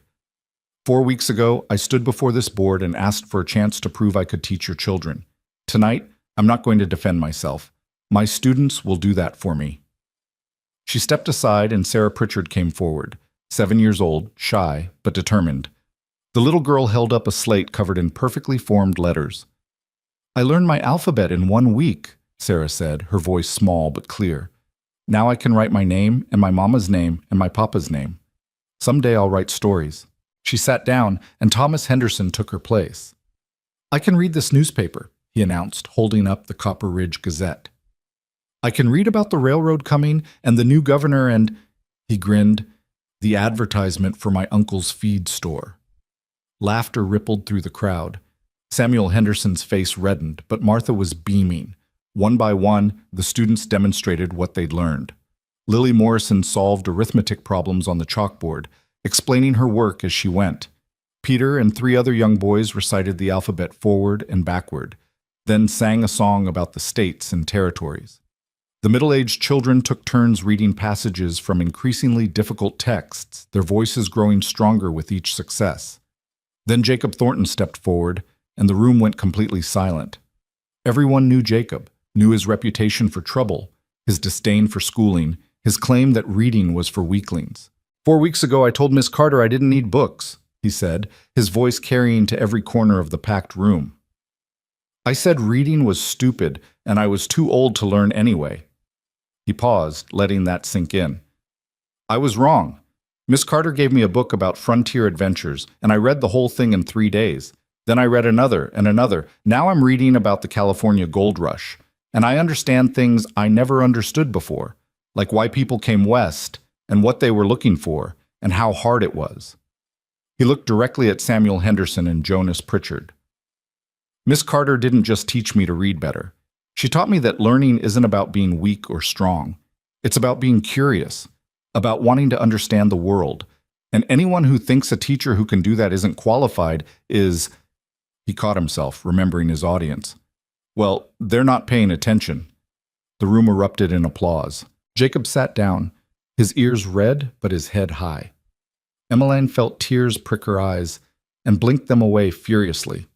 This wasn't over yet. Mary Davis presented her essay next, reading in a clear, confident voice about what it meant to grow up on the frontier. Her words were thoughtful and well-crafted, demonstrating not just literacy but genuine understanding. When she finished, her father, board member Mr. Davis, was wiping his eyes. Finally, Evan Ryder came forward. He was younger than most of the presenters, only 8, but he held a book with obvious pride. I couldn't read when Miss Carter came, he said simply. My mama used to teach me, but she died, and I forgot most of it. Now I can read again. Watch. He opened the book and began to read, his voice clear and steady, stumbling only once over a difficult word before sounding it out and continuing. The passage was from a primer about family and home, and every word felt significant as it fell into the hushed room. When he finished, Evan closed the book and looked at the board members. Miss Carter gave me back something I thought I'd lost. That's what good teachers do. He returned to his seat beside his father, and Emmeline saw Caleb's hand rest on his son's shoulder, saw the pride and love and gratitude written across his face. Emmeline stepped forward again, her heart so full she could barely speak. These children are my credentials, she said quietly. Their progress, their enthusiasm, their growth, this is my teaching degree. If you believe a piece of paper from a normal school is more valuable than actual results, then I can't change your minds. But I hope, her voice caught, I hope you'll choose to believe in what you've seen tonight. Agnes Mallory stood immediately. I move that we table the discussion of hiring the Denver teacher and confirm Miss Carter's position permanently. I second, Mr. Davis said without hesitation. Samuel Henderson looked like he'd swallowed something bitter. We haven't heard from the other candidate. We don't need to, Harlan Boone interrupted, standing. I've seen enough. Agnes is right. We'd be fools to replace a teacher who's achieved these results in 4 weeks. Harlan, this is about proper credentials, Jonas Pritchard protested. This is about pride, Harlan said flatly. Our pride. Because we're too stubborn to admit we were wrong about Miss Carter. But I'm done being stubborn. I was wrong when I rejected her. You're wrong to question her teaching, and I won't be part of running off the best thing that's happened to this school in years. Silence fell, heavy and expectant. Samuel Henderson looked at his wife, who was nodding vigorously. Jonas Pritchard looked at his daughter, Mary, whose essay had moved half the room to tears. All in favor of confirming Miss Carter's position? Agnes said, her voice ringing with authority. 5 hands rose, every single board member, even Samuel and Jonas, though their hands came up slowly and reluctantly. Motion passes unanimously, Agnes announced. Miss Carter, the job is yours for as long as you want it. The room erupted in applause and cheers. Parents surged forward to congratulate Emmeline, to thank her, to shake her hand. Children crowded around her, chattering excitedly about their performances. Mrs. Whitmore appeared with tears streaming down her face to pull her into a fierce hug. But it was Caleb who caught her eye through the chaos. He stood near the back of the room, Evan beside him, and the look on his face was everything she needed to see. Not pity, not charity, but respect, admiration, and something deeper that made her heart skip. She started working her way toward him, accepting congratulations and thanks as she went, until finally she stood before him. "You did it," he said simply. "We did it," she corrected. "All of us." "Emmeline?" He stopped, glancing at the crowd still milling around them. "Can we talk? Outside?" She nodded, and they slipped out into the cool evening air. The sun had set while they were inside, and now stars were beginning to emerge in the darkening sky. They walked a short distance from the schoolhouse, far enough for privacy but still within sight of the building's warm lit windows. "I need to tell you something," Caleb said, his voice low and urgent. "And I know the timing might be wrong, but I can't wait anymore." "What is it?" "Watching you in there tonight, seeing what you've built, how you fought for it." He stopped, running a hand through his hair in frustration. "Sarah used to say that courage wasn't about never being afraid. It was about being afraid and doing the hard thing anyway. You have that kind of courage, Emmeline, and I—" He took a breath. "I've fallen in love with it. With you." Emmeline's heart stopped, then started again, racing. "Caleb, I know you needed to prove yourself first. I know you needed to stand on your own. And you have. You've proven you can do anything you set your mind to. So I'm asking—" His dark eyes searched hers. "Would you consider letting someone stand beside you? Not to support you because you need it, but because you deserve it?" She thought about the past month, the rejection and the rebuilding, the fear and the triumph. She thought about Caleb's quiet strength, his patient kindness, the way he'd helped without hovering, believed without demanding. She thought about Evan's progress and the light in Caleb's eyes when he watched his son read. Most of all, she thought about Mrs. Whitmore's words. "Love isn't a distraction, it's life." "Yes," she said, the word coming out barely above a whisper. "Yes, I'd consider it. I'd welcome it." Caleb's smile was like sunrise, transforming his whole face. "Thank God. I was afraid that I'd say no, that I'd waited too long, that some other man would see what I see and—" Emmeline laughed, the sound bright and free. "Caleb Ryder, in case you haven't noticed, I'm fairly particular about who I let into my life, and fairly stubborn about making my own choices. I've noticed." He reached out and took her hand, his calloused fingers gentle against hers. "That's one of the things I love most about you." They stood together in the darkness, watching the stars emerge one by one, while behind them the schoolhouse glowed with light and laughter. Inside, children celebrated with their parents. Outside, two people who'd both known loss and loneliness found something neither had expected to find again. Tomorrow, Emmeline knew, she'd return to teaching. She'd continue proving herself with every lesson, every student, every small victory. But tonight, standing beside Caleb under the Montana sky, she let herself feel something she hadn't felt since leaving Philadelphia. She felt like she'd finally come home. When they returned to the schoolhouse, Agnes Mallory took one look at their clasped hands and smiled knowingly. Mrs. Whitmore actually clapped, and Evan Ryder, seeing his father and his beloved teacher together, grinned so wide Emmeline thought his face might split. "Does this mean you'll come to Sunday dinner?" the boy asked hopefully. "Papa makes really good fried chicken. I'd love to," Emmeline said, ruffling his hair. The crowd began to disperse, parents collecting tired children and heading home. Samuel Henderson approached Emmeline with obvious reluctance, Martha practically dragging him forward. "Miss Carter," he said stiffly, "I may have been hasty in my assessment." "You were protecting what you thought was best for the students," Emmeline said graciously, though in Mya, she was still furious at his attempt to oust her. "I appreciate your diligence, even if we disagreed. Thomas speaks very highly of you. He's a bright boy. You should be proud. Henderson nodded and escaped as quickly as politeness allowed. Martha lingered to squeeze Emmeline's hand and whisper, "Don't mind him. He knows he was wrong, even if he can't quite say it yet." Jonas Pritchard and his wife approached next. Mrs. Pritchard did all the talking while her husband stood silently, his face a mask of discomfort. "Mary's essay was beautiful," Mrs. Pritchard gushed. "I had no idea she could write like that. Thank you for bringing out her talent." "The talent was always there," Emmeline said. "I just helped her find her voice." When they left, Agnes Mallory chuckled. "Well handled. You're going to fit in just fine here once the men get used to the idea that age and gender have nothing to do with competence." "I don't need them to get used to it," Emmeline said. "I just need them to let me do my job." "Oh, they'll let you. After tonight, they wouldn't dare try to stop you." Agnes smiled. "Welcome to Copper Ridge, Emmeline, officially and permanently." By the time the last family left, Emmeline was exhausted but exhilarated. She stood in the empty schoolhouse, looking at the desks still arranged for the demonstration, the chalkboard covered in student work, the books on their shelves. Caleb appeared in the doorway. "Need help cleaning up?" "Tomorrow," she said. "Tonight I just want to stand here and feel victorious." He came to stand beside her, close enough that their shoulders almost touched. "You earned it." So did the students. They were magnificent. They had a magnificent teacher. They stood in comfortable silence, watching dust motes dance in the lamplight. Then Caleb said quietly, "Sarah would have liked you very much.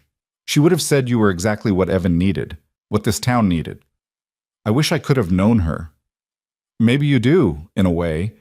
She's in Evan, his curiosity, his kindness. She's in this schoolhouse she loved. She's in the lessons about courage and perseverance that I'm finally learning." He looked at Emmeline. "I spent 3 years thinking loving again meant betraying her memory, but I think she'd be happy I found someone who makes me want to live fully again, not just survive." Emmeline felt tears prick her eyes. "That's a beautiful thought." "It's true." He squeezed her hand gently. "Come on. Let me walk you back to the boarding house before Mrs. Whitmore sends out a search party." They walked through the quiet streets of Copper Ridge together, their hands still clasped, and Emmeline marveled at how much had changed in just 5 weeks. She'd arrived as a rejected bride with nothing but determination and $12. Now she was a respected teacher with a community that valued her, students who loved her, and a man who'd somehow seen past her youth to the strength beneath. At the boarding house steps, Caleb released her hand reluctantly. "Sunday dinner?" "I meant what Evan said. I make excellent fried chicken." "I'll be there," Emmeline smiled. "Assuming I survive the rest of this week. I have a feeling my students are going to be insufferable after all that praise tonight." "Probably, but you can handle it." He tipped his hat. "Good night, Emmeline." "Good night, Caleb." She watched him walk away into the darkness, then climbed the porch steps to find Mrs. Whitmore waiting with hot tea and an expectant expression. "Well?" the older woman demanded. "I kept my job." "And?" "And Caleb Ryder told me he's fallen in love with me." Mrs. Whitmore's whoop of delight probably woke half the boarding house, but Emmeline didn't care. She sat at the kitchen table drinking tea and telling Mrs. Whitmore everything, and felt something she hadn't felt in longer than she could remember. She felt happy. Deeply, genuinely, unshakably happy. The battle wasn't over. She knew there would be more challenges, more people who questioned her, more moments when she'd have to prove herself all over again. But tonight she'd won something more valuable than any board vote. She'd won the right to be exactly who she was, without apology or compromise. And that, more than anything else, was worth fighting for. The week following the demonstration passed in a blur of normalcy that felt almost dreamlike after so much turmoil. Emmeline fell into the rhythms of teaching with a confidence she hadn't possessed before, calling on students, correcting work, planning lessons with the easy assurance of someone who no longer had to prove her right to be there. The children sensed the shift and responded in kind, working harder, asking more questions, trusting her guidance without reservation. On Wednesday afternoon, Martha Henderson appeared at the schoolhouse door with a basket covered in gingham cloth. She waited until the children were dismissed before approaching Emmeline's desk, her expression somewhere between apologetic and hopeful. I brought you some preserves, she said, setting the basket down. Strawberry and peach. I put up extra this summer and I thought, well, I wanted to thank you properly for what you've done for Thomas. That's very kind, Mrs. Henderson. Thank you. Emmeline lifted the cloth to reveal 6 gleaming jars of preserves, their contents jewel-bright in the afternoon light. It's more than kindness. Martha's voice dropped. I need you to understand something about Samuel. He's a good man, truly, but he's terrified of change, terrified of anything that threatens the order he's built his life around. When you showed up, young and unmarried and doing things differently, it scared him. I'm not trying to threaten anyone's order, Mrs. Henderson.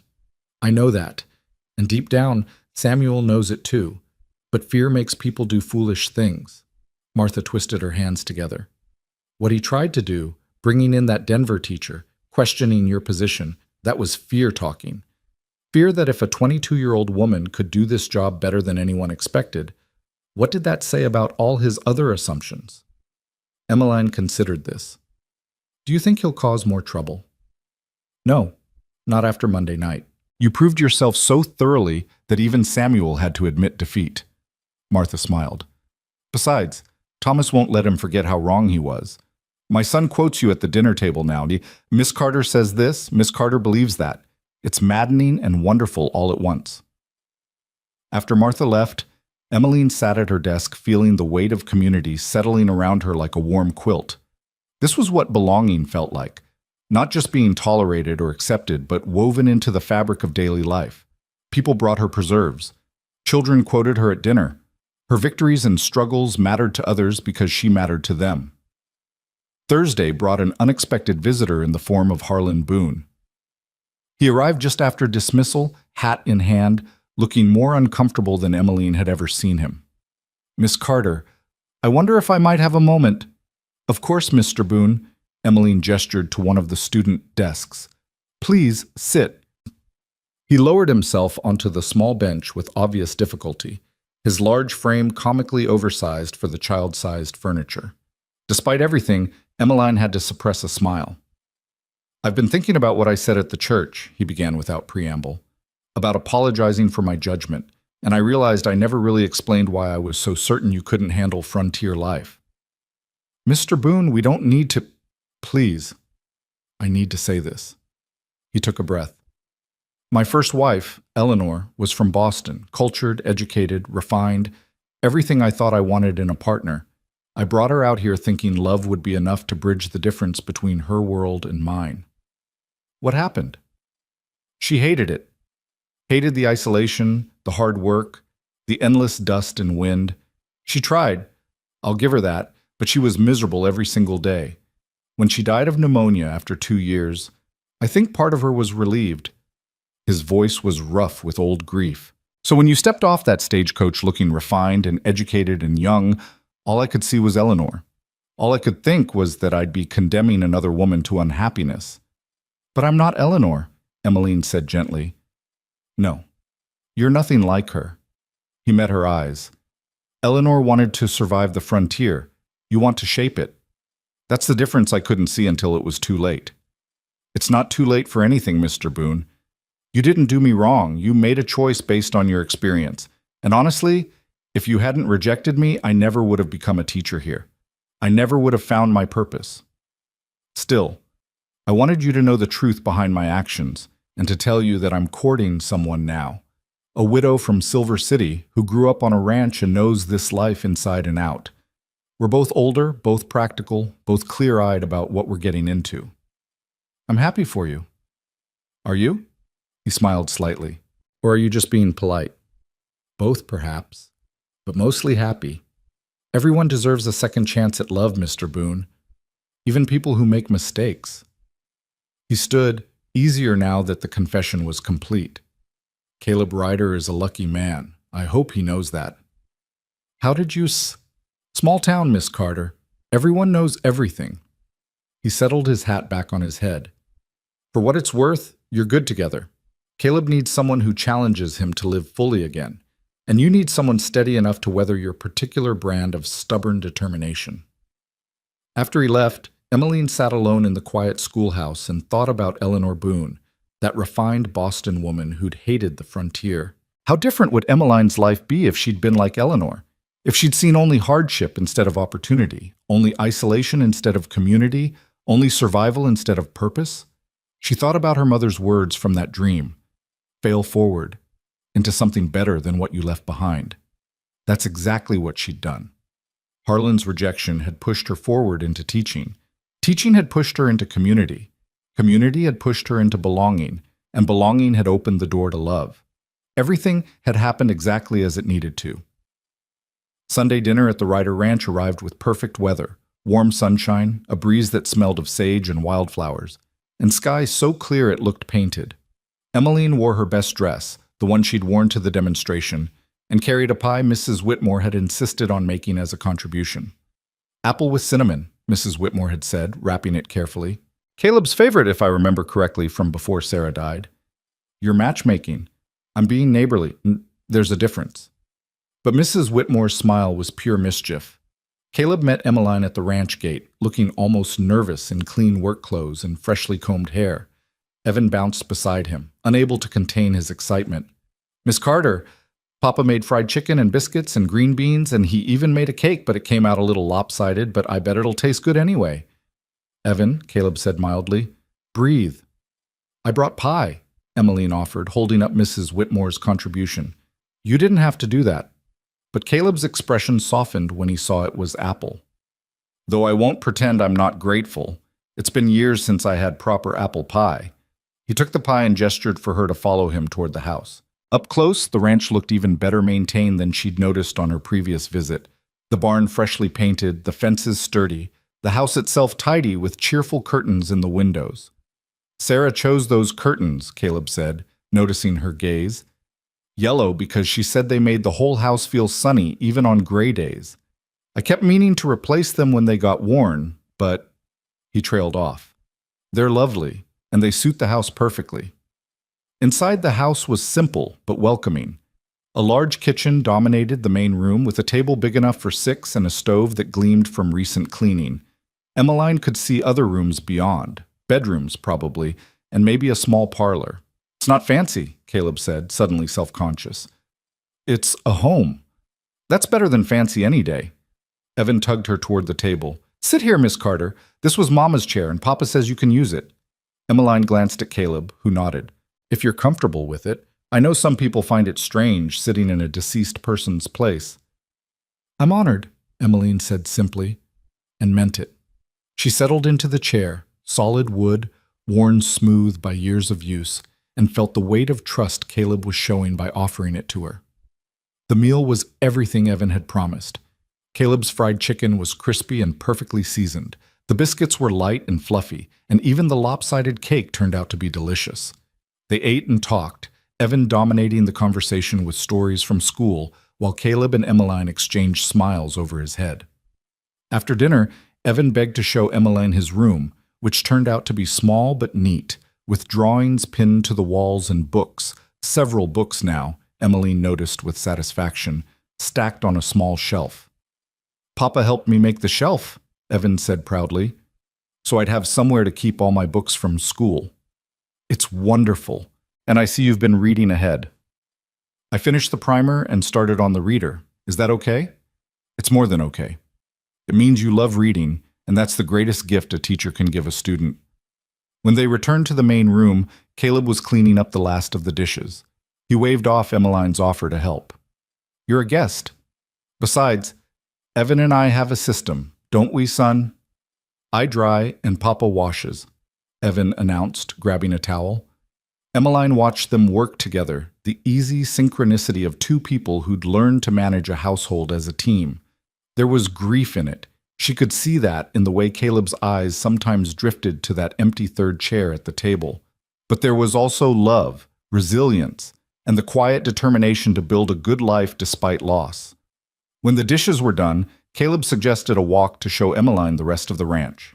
Evan came along, running ahead to check on the chickens while the adults walked more slowly, following a path that wound through the property. He's doing so much better, Caleb said quietly. Not just with reading, with everything. He's more confident, more engaged. You did that. Evan did that. I just gave him the tools. You gave him more than tools. You gave him belief in himself. Caleb was quiet for a moment. After Sarah died, I was so focused on just getting through each day that I didn't notice Evan was struggling. He stopped talking as much, stopped playing, just sort of faded. I thought it was grief, and he'd eventually come out of it. Grief in children often looks like withdrawal. I know that now. I wish I'd known it then, he sighed. But then you came, and suddenly he was excited again, eager, alive. That's a gift I can never repay. You don't need to repay anything, Caleb. Teaching Evan is a privilege, not a burden. They walked on, watching Evan scatter feed for the chickens with exaggerated movements that made them both smile. The afternoon sun painted everything golden, and somewhere a bird was singing its evening song. Can I show you something? Caleb asked suddenly. Of course. He led her to a small creek that ran along the eastern edge of his property, lined with willow trees that trailed their branches in the water. It was peaceful here, away from the house and barn, with only the sound of running water and rustling leaves. Sarah loved this spot, Caleb said. She used to bring Evan here when he was a baby, sit under the willows and read while he napped. After she died, I couldn't come here for almost 2 years. It hurt too much. What changed? Time, grief, and eventually the realization that avoiding this place wasn't honoring her memory, it was denying it. So I started coming again, first just for a few minutes, then longer. Now it's where I come when I need to think, when I need to feel close to her still. Emmeline understood what he was really saying, that by bringing her here, to this sacred space, he was showing her the parts of himself he kept most private. He was trusting her with his grief, his healing, his complicated relationship with the past. Thank you for sharing this with me, she said softly. I wanted you to know, Caleb said, that loving you doesn't mean forgetting Sarah. It means finally being ready to let someone else in, to build something new without destroying what came before. I would never ask you to forget her, Caleb. She's part of who you are, part of what made Evan. I respect that. He turned to her then, his dark eyes intense. You're remarkable, do you know that? Most women would be jealous of a dead wife, or uncomfortable with a widower who still talks about his first love. But you just accept it, accept all of it, because it's real. And I prefer real things to comfortable lies. Emmeline smiled. Besides, I think Sarah and I would have been friends. We both loved teaching, we both saw potential in people others overlooked. We both chose Evan to love. She would have liked you, Caleb said, exactly as he'd said before. But this time, standing in Sarah's favorite place with willows sighing overhead, the words carried more weight. They stood together in comfortable silence until Evan came running up, breathless and excited. Papa, Papa, the red hen laid another egg. That's 5 this week. That's wonderful, son. Why don't you go collect them for tomorrow's breakfast? Evan dashed off again, leaving Caleb and Emmeline alone. Caleb reached into his pocket and pulled out a small wooden box carved with the same intricate detail as the miniature schoolhouse. I made this for you, he said, offering it to her. Open it. Inside the box was a leather journal, its cover tooled with delicate patterns, and a beautiful fountain pen. But beneath those was a letter, folded carefully and sealed with wax. The journal is for your thoughts, Caleb said. I know you write lesson plans and track student progress, but I thought maybe you'd want a place for your own words, your own stories. Caleb, this is beautiful. Emmeline ran her fingers over the tooled leather, marveling at the craftsmanship. You made this? The box and the leather tooling, yes. The journal and pen I ordered from a catalog, but I thought they'd suit you. They're perfect. She looked at the letter. And this? That's everything I'm not brave enough to say out loud. Everything I've been feeling since the day you walked into that schoolhouse covered in dust and determination. He took a breath. Read it when you're ready. There's no rush. Emmeline felt tears prick her eyes. I think I'm ready now, if that's all right. Here? Now? Unless you'd rather I waited? No, He stopped, looking vulnerable in a way she'd never seen. I'm nervous about what you'll think. Then sit with me while I read it. That way you'll know immediately. They settled beneath the willows, sitting close enough that their shoulders touched. Emmeline broke the wax seal carefully and unfolded the letter. The handwriting was precise and careful, each word clearly considered. Dear Emmeline, it began. I'm not good with spoken words, especially not words about feelings.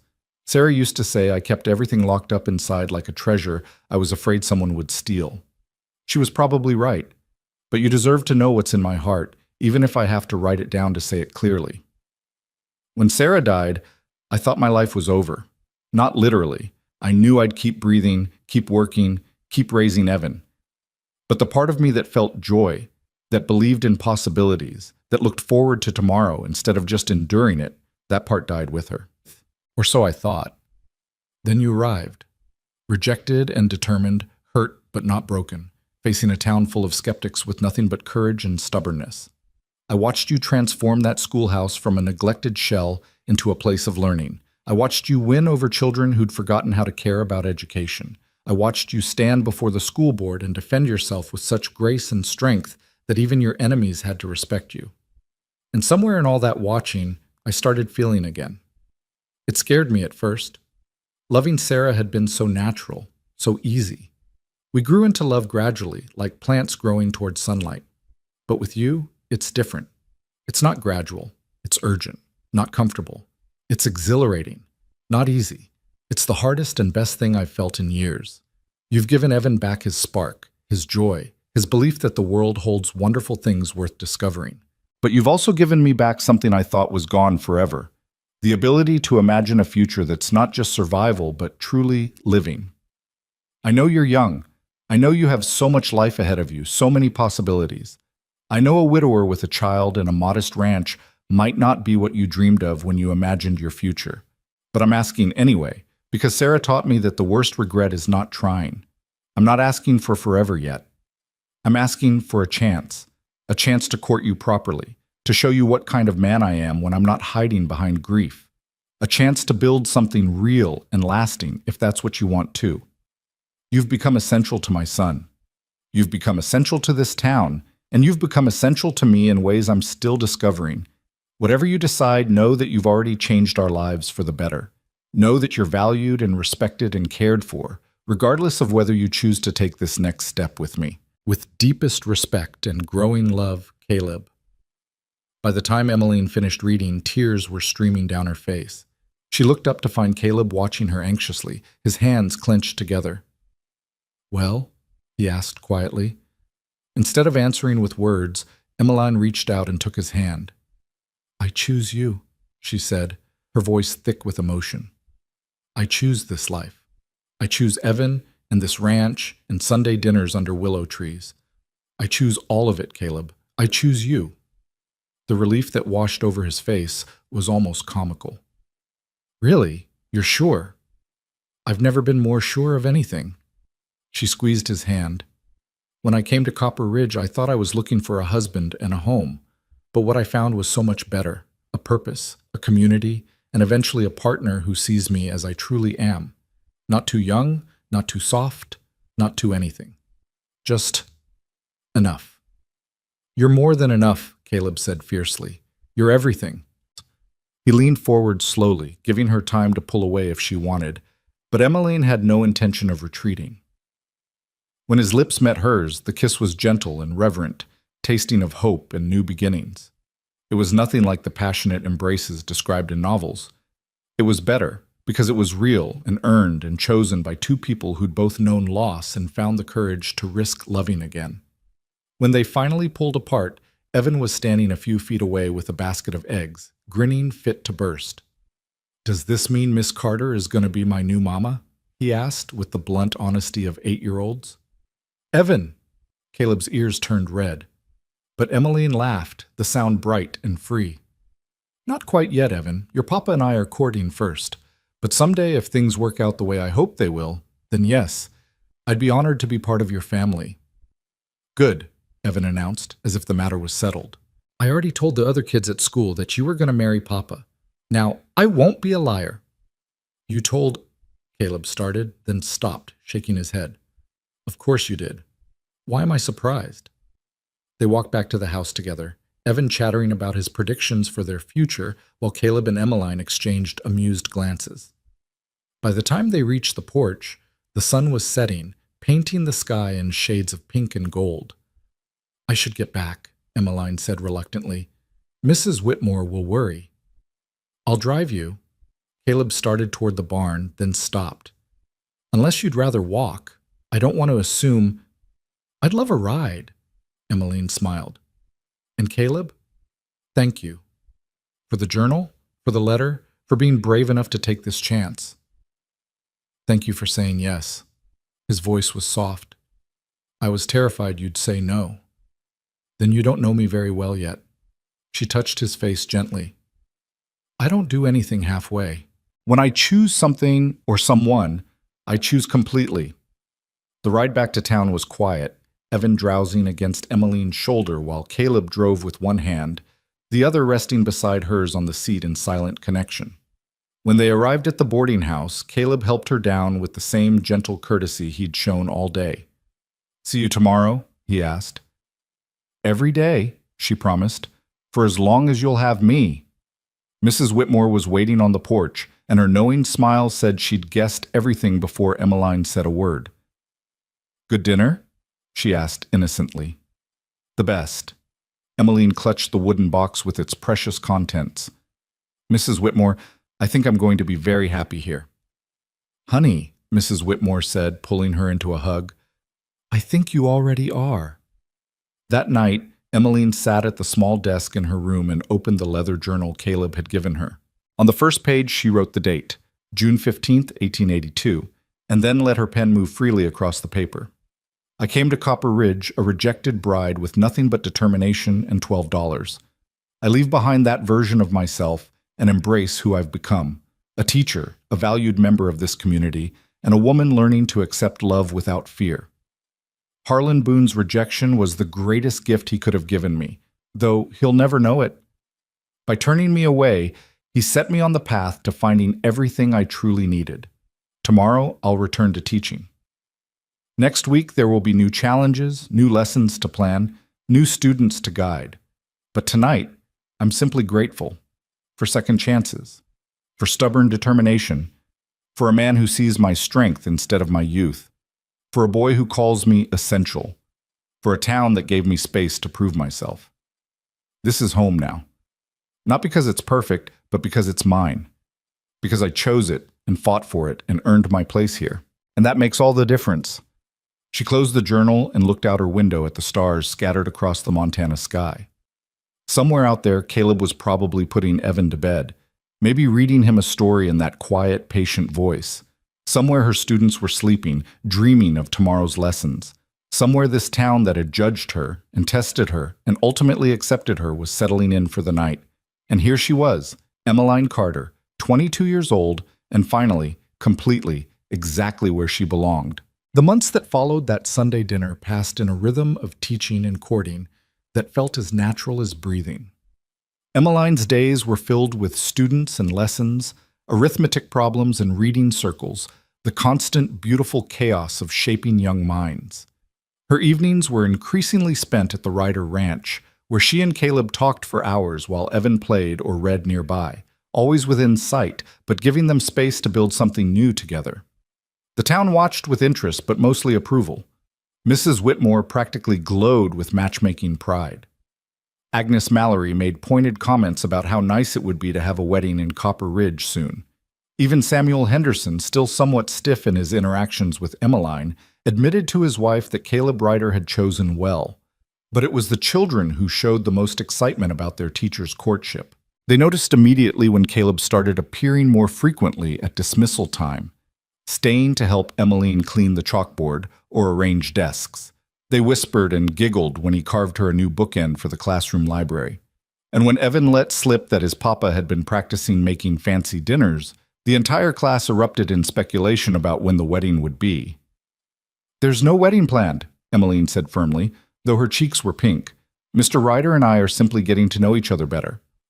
"But you love him, don't you, Miss Carter?" Lily Morrison asked with 8-year-old directness. "That's a very personal question, Lily." "Mama says it's obvious to anyone with eyes. She says you look at Mr. Ryder the way Papa looks at her." Emmeline couldn't quite suppress her smile. "Your mama is very observant. Now, let's return to our geography lesson, shall we?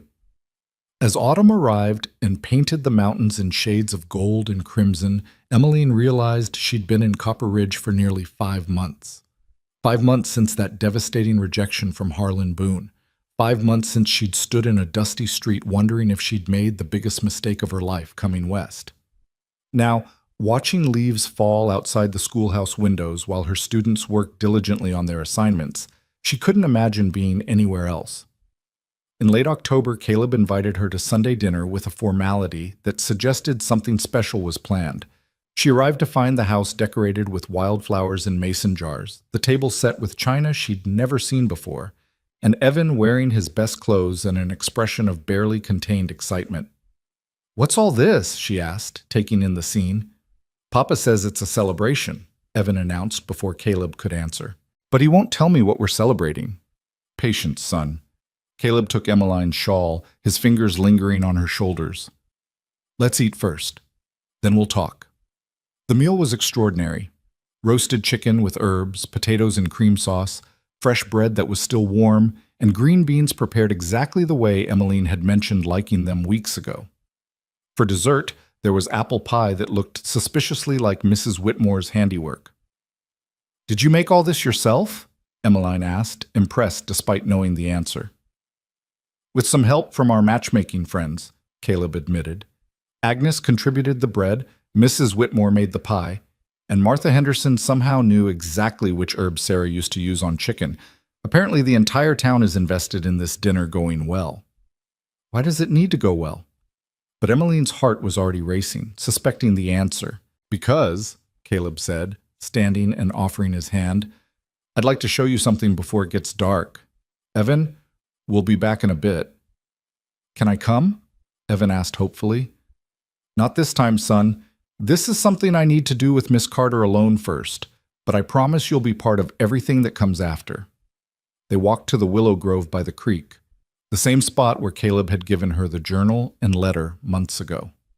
The willows were golden now, their leaves drifting down to float on the water like small boats.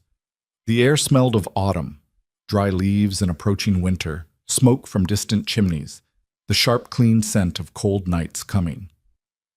"I've been thinking about timing," Caleb said as they settled beneath the largest willow, "about when the right moment is to ask important questions. Sarah used to say I overthought everything, that I'd analyze a decision to death instead of just trusting my heart. And what is your heart telling you now? That I've waited long enough, that life is uncertain and tomorrow isn't promised, that when you know something is right, hesitation is just fear wearing a respectable mask." He took both her hands in his. "Emmeline, I've loved watching you become part of this community, watching you prove everyone wrong about what a young woman can accomplish, watching you transform not just the school, but the whole town, with your determination and grace." "Caleb, let me finish, please." His dark eyes were intense. "I've loved watching you with Evan, seeing how you've given him back his confidence and joy. I've loved our evenings talking about everything and nothing. I've loved learning who you are beneath all that fierce determination, the woman who writes in her journal by lamplight, who makes up songs for the younger students, who cries over sad books and laughs at Evan's terrible jokes." He released one of her hands to reach into his pocket, pulling out a small velvet box worn soft with age. "This was Sarah's ring," he said quietly. "Before you say anything, let me explain. When she died, I put it away, thinking I'd give it to Evan someday for his future wife. But last month I realized something. Sarah would want this ring on the hand of someone who loved Evan and me, someone who chose us and fought for us. She'd want it on your hand, Emmeline." He opened the box to reveal a simple gold band with a small diamond that caught the fading light. It wasn't elaborate or expensive, but it was beautiful in its simplicity. "I know we've only been courting a few months," Caleb continued. "I know some people will say it's too soon, that we should wait longer, but I also know that you're the person I want beside me for every day I have left. You're who I want to build a life with, raise Evan with, grow old with. So I'm asking—" He took a breath. "Emmeline Carter, will you marry me?" The world seemed to pause, holding its breath. Emmeline looked at the ring, then at Caleb's hopeful, nervous face, then at the willow trees that had witnessed so many important moments in their developing relationship. She thought about the journey that had brought her here, the rejection and the rebuilding, the fear and the triumph, the slow, careful construction of a life that was authentically hers. She thought about what Mrs. Whitmore had said months ago. Love isn't a distraction. It's life. Yes, she said, her voice clear and certain. Yes, Caleb. I'll marry you. The relief and joy that flooded his face made her heart squeeze. He slipped the ring onto her finger with shaking hands, and it fit perfectly, as if Sarah herself had chosen it for her. I was so afraid you'd say you needed more time, Caleb admitted, pulling her into his arms. I've had enough time to know my own heart. I know I love you. I know I love Evan. I know I want to build a life here, in this place that gave me a second chance. She pulled back to look at him. Besides, I'm tired of being proper and patient. I want to be your wife, Caleb. I want to be Evan's mother. I want to stop saying goodbye at the end of every evening and just come home to you instead. Then we'll marry soon as you're ready. I'm ready now, but perhaps we should tell Evan before we plan further? They walked back to the house hand in hand, the ring on Emmeline's finger catching light from the setting sun. Evan met them at the door, practically vibrating with anticipation. Well, he demanded, did you ask her? Did she say yes? Why don't you look at Miss Carter's left hand and tell me what you think? Caleb suggested. Evan's gaze dropped to the ring, and his whoop of joy probably carried all the way to town. He launched himself at Emmeline, hugging her with 8-year-old enthusiasm. You're going to be my real mama now. Not just my teacher, but my actual mama. If that's all right with you, Emmeline said, kneeling to his level. I know I can't replace your first mama, Evan, but I'd be honored to love you as if you were my own son. Mama would like you, Evan said seriously. Papa talks to her sometimes, out by the willows, and I think she tells him things. I think she told him you were the right person for us. Emmeline felt tears prick her eyes. Then I hope I can live up to her faith in me. The news spread through Copper Ridge faster than wildfire. By the time Caleb drove Emmeline back to the boarding house that evening, Mrs. Whitmore was already planning the wedding. Agnes Mallory was discussing reception details with anyone who would listen, and half the town had opinions about when and where the ceremony should take place. Next spring, Mrs. Whitmore declared over breakfast the next morning, under the willow trees at Caleb's ranch. It's where Sarah loved, and it's where you fell in love. That feels right. Spring is 6 months away, Emmeline protested. I was thinking something sooner. A proper wedding takes planning, honey. Dress to make, food to prepare, guests to invite. Besides, spring is when everything comes back to life. It's perfect for new beginnings. But Emmeline was tired of waiting, tired of propriety, tired of being patient when her heart was pulling her forward. That afternoon, she approached Caleb with a proposal of her own. What if we didn't wait until spring, she said as they walked together after school. What if we married sooner, say, at Christmas? Christmas is less than 2 months away. I know, but think about it. The school will be on break, people will already be in a festive mood, and it's a time for family and new beginnings. Besides, I don't want to spend another 6 months living in 2 separate places when I could be building a home with you and Evan. Caleb smiled. You're sure? Mrs. Whitmore will have opinions. Mrs. Whitmore always has opinions, but this is our wedding, our life. We should do what feels right to us. So Christmas it was, despite Mrs. Whitmore's protests about insufficient planning time. The whole town threw itself into preparations with an enthusiasm that took Emmeline's breath away. Martha Henderson organized the women to make decorations. Agnes Mallory coordinated food contributions. Even Samuel Henderson grudgingly offered the church for the ceremony. But it was Harlan Boone's contribution that surprised everyone most. He appeared at the schoolhouse one afternoon in early December with a wagon full of lumber. Wedding present, he said gruffly when Emmeline asked what it was for. Caleb mentioned you'd need more space once you moved in, somewhere to store books and teaching supplies, maybe a small office for lesson planning. I'm building you an addition to the house. Harlan, that's too generous. It's practical. Consider it my apology for being a fool back in June. He tipped his hat. Besides, my new wife insisted.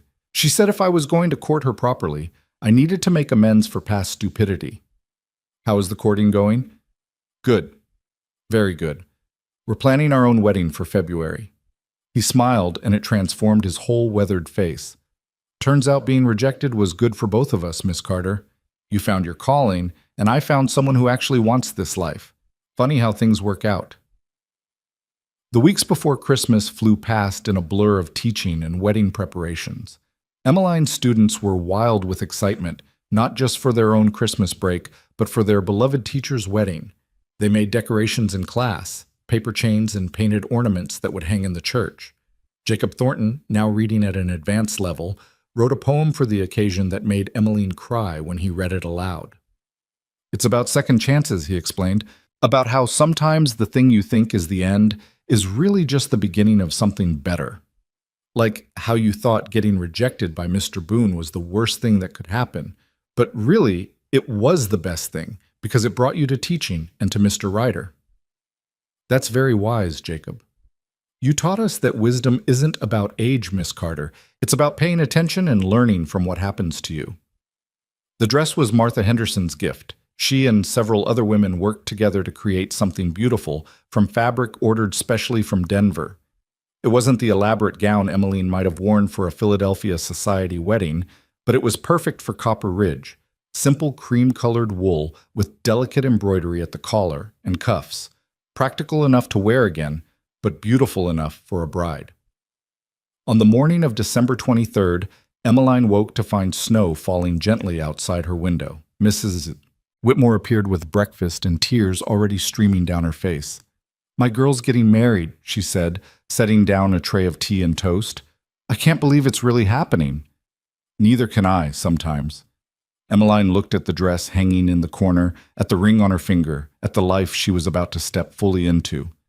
"Mrs. Whitmore, thank you for everything, for giving me a place to stay when I had nothing, for believing in me, for being the family I needed when I had none." "Oh, honey." Mrs. Whitmore pulled her into a fierce hug. "You'll always have family here. That's what this town does. We take in strays and make them our own, and you're one of the best strays we ever found." The church was packed when Emmeline arrived that afternoon. Every family she'd taught, every person she'd met in her 5 months in Copper Ridge seemed to be there. The children sat in the front rows, scrubbed clean and dressed in their best, eyes wide with excitement. Pastor Williams waited at the altar, and beside him, looking nervous and proud in a new suit, stood Caleb Ryder with Evan at his side. Agnes Mallory appeared at Emmeline's elbow. "Ready, dear?" "More than ready." "Then let's get you married." There was no music, no formal processional. Emmeline simply walked down the aisle between rows of people who'd become her community, her neighbors, her extended family. She saw Mrs. Whitmore dabbing her eyes, Martha Henderson beaming, even Samuel Henderson looking vaguely approving. She saw her students grinning and whispering, saw Jacob Thornton sitting tall and proud with his parents. But mostly she saw Caleb, his dark eyes fixed on her with such love and hope and gratitude that everything else faded to background noise. She reached the altar and took his offered hand. Pastor Williams cleared his throat. "Dearly beloved, we are gathered here today to witness the union of Caleb Ryder and Emmeline Carter. But before we begin the traditional ceremony, I understand the couple has chosen to speak their own vows." Caleb went first, his voice quiet but steady. "Emmeline, when you arrived in Copper Ridge, you were running from rejection, but you weren't running away from yourself. You were running toward who you were meant to become. You taught me that courage isn't about never being afraid. It's about being afraid and doing the hard thing anyway. You gave my son back his joy and gave me back my hope. Today I'm choosing you, not because I need someone to help raise Evan or manage a household, but because you're the person I want beside me for every adventure life brings. I promise to support your teaching, respect your independence, and love you with everything I have for as long as I live." Emmeline's hands trembled as she began her own vows. "Caleb, when Harlan Boone rejected me in the street, I thought my life was over. I thought I'd failed at the one thing I'd come west to do. But that rejection pushed me toward my real purpose: teaching, building community, finding belonging. You taught me that accepting help isn't weakness, and that choosing love doesn't mean giving up independence. You and Evan became my family when I had none. Today I'm choosing you, not because I need rescuing, but because you're the partner I want for building a life of meaning and joy. I promise to love Evan as my own, to respect Sarah's memory, to be your equal partner in all things, and to choose you every day for the rest of our lives." Pastor Williams smiled. "By the power vested in me and in the presence of this community that has witnessed your journey together, I now pronounce you husband and wife. Caleb, you may kiss your bride." The kiss was gentle and brief, appropriate for public consumption, but it held promise of deeper passion to come. When they pulled apart, the church erupted in applause and cheers. Evan threw himself at both of them, wrapping his arms around their waists. "We're a real family now," he announced to anyone listening. "A real, actual family." The reception was held at the church hall with more food than a town twice Copper Ridge's size could have eaten. There was dancing and laughter, toasts from unexpected sources. Agnes Mallory spoke about persistence, Mrs. Whitmore about second chances, and even Samuel Henderson grudgingly admitted that sometimes being proven wrong was the best education a man could get. But it was Harlan Boone's toast that silenced the room. "6 months ago," he said, standing with his glass raised, "I made the biggest mistake of my life.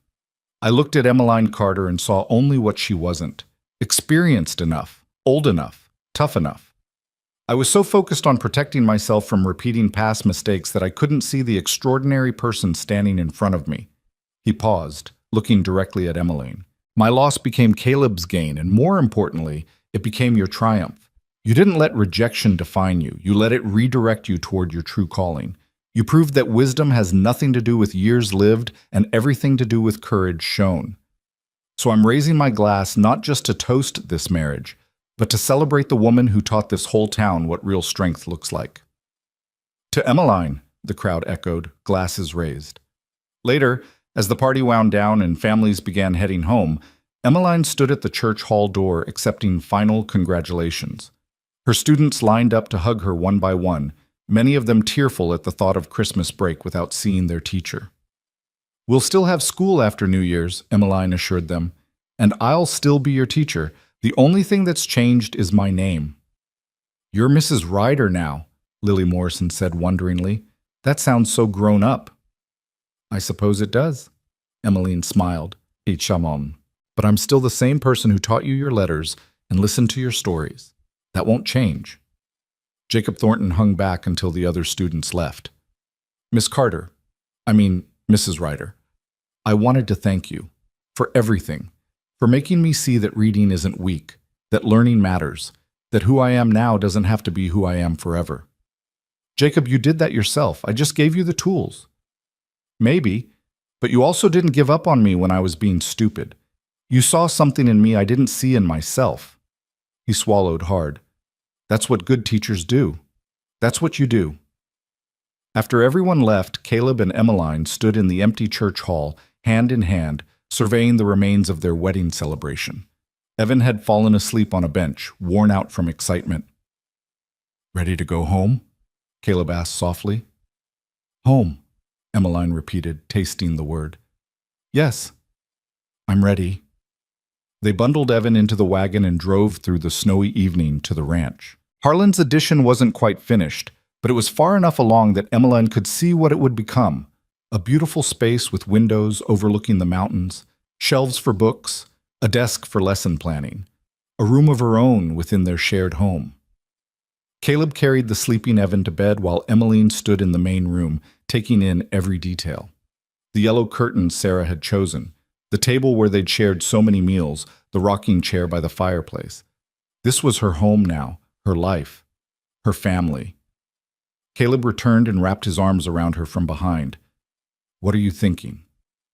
"That I'm happy, deeply, completely happy." She turned in his arms. "And that I never could have imagined this outcome when I stepped off that stagecoach 6 months ago. Harlan Boone's rejection was the best thing that ever happened to you. To both of us," she corrected. "He found someone who truly wants the life he offers. You found a partner, and Evan found a mother. And I found my calling." "Just your calling?" Caleb asked, smiling. "And a family, and a home, and a love I didn't know I was searching for." She kissed him softly. "Thank you for seeing past my age to who I really am. Thank you for seeing past my grief to who I could become again." They stood together in the warm lamplight, snow falling gently outside, and Emmeline felt the last piece of her old life fall away. She was no longer the rejected mail-order bride, no longer the teacher fighting for respect, no longer the young woman trying to prove herself worthy. She was simply Emmeline Ryder, teacher, wife, stepmother, valued member of a community that had tested her and accepted her and ultimately embraced her as one of their own. The spring term brought new challenges and new triumphs. Emmeline's classroom continued to thrive, her students advancing faster than anyone had thought possible. She established a lending library using her own small collection of books, supplemented by donations from townspeople who discovered volumes tucked away in attics and trunks. She started evening reading circles for adults who'd never learned properly, teaching by lamplight in the church hall twice a week. And she discovered, to her amazed delight, that she was carrying Caleb's child. The baby would arrive in late summer, between school terms, perfect timing, as Agnes Mallory noted with satisfaction. On a warm May afternoon, as lilacs bloomed around the schoolhouse and her students worked diligently at their desks, Emmeline stood at the window and watched Caleb ride up on horseback. He did this sometimes, bringing her lunch or just checking on her, though they both knew it was really an excuse to see each other during the day. She stepped outside to meet him, and he dismounted to kiss her gently, his hand resting on her stomach where their child grew. "How are you feeling?" "Wonderful. Tired, but wonderful." She leaned into him. "Did you finish the cradle?" "Last night. It's the finest work I've ever done. Sarah would be proud." They stood together in the schoolyard, watching clouds drift across the Montana sky, and Emmeline thought about that day in June when she'd stood in this same spot, humiliated and heartbroken, wondering if she'd made a terrible mistake coming west. If she could go back and tell that frightened young woman what the future held, the triumph and the love, the community and the purpose, the child growing inside her and the family waiting at home, would that Emmeline have believed her? Probably not. But that Emmeline didn't need to believe. She just needed to take the next step, and the next, trusting that forward motion would lead somewhere better than where she stood. And it had. It had led her here, to this moment, to this life, to this belonging she'd earned through sheer stubborn determination to prove the doubters wrong. The school bell rang, calling her back to her students.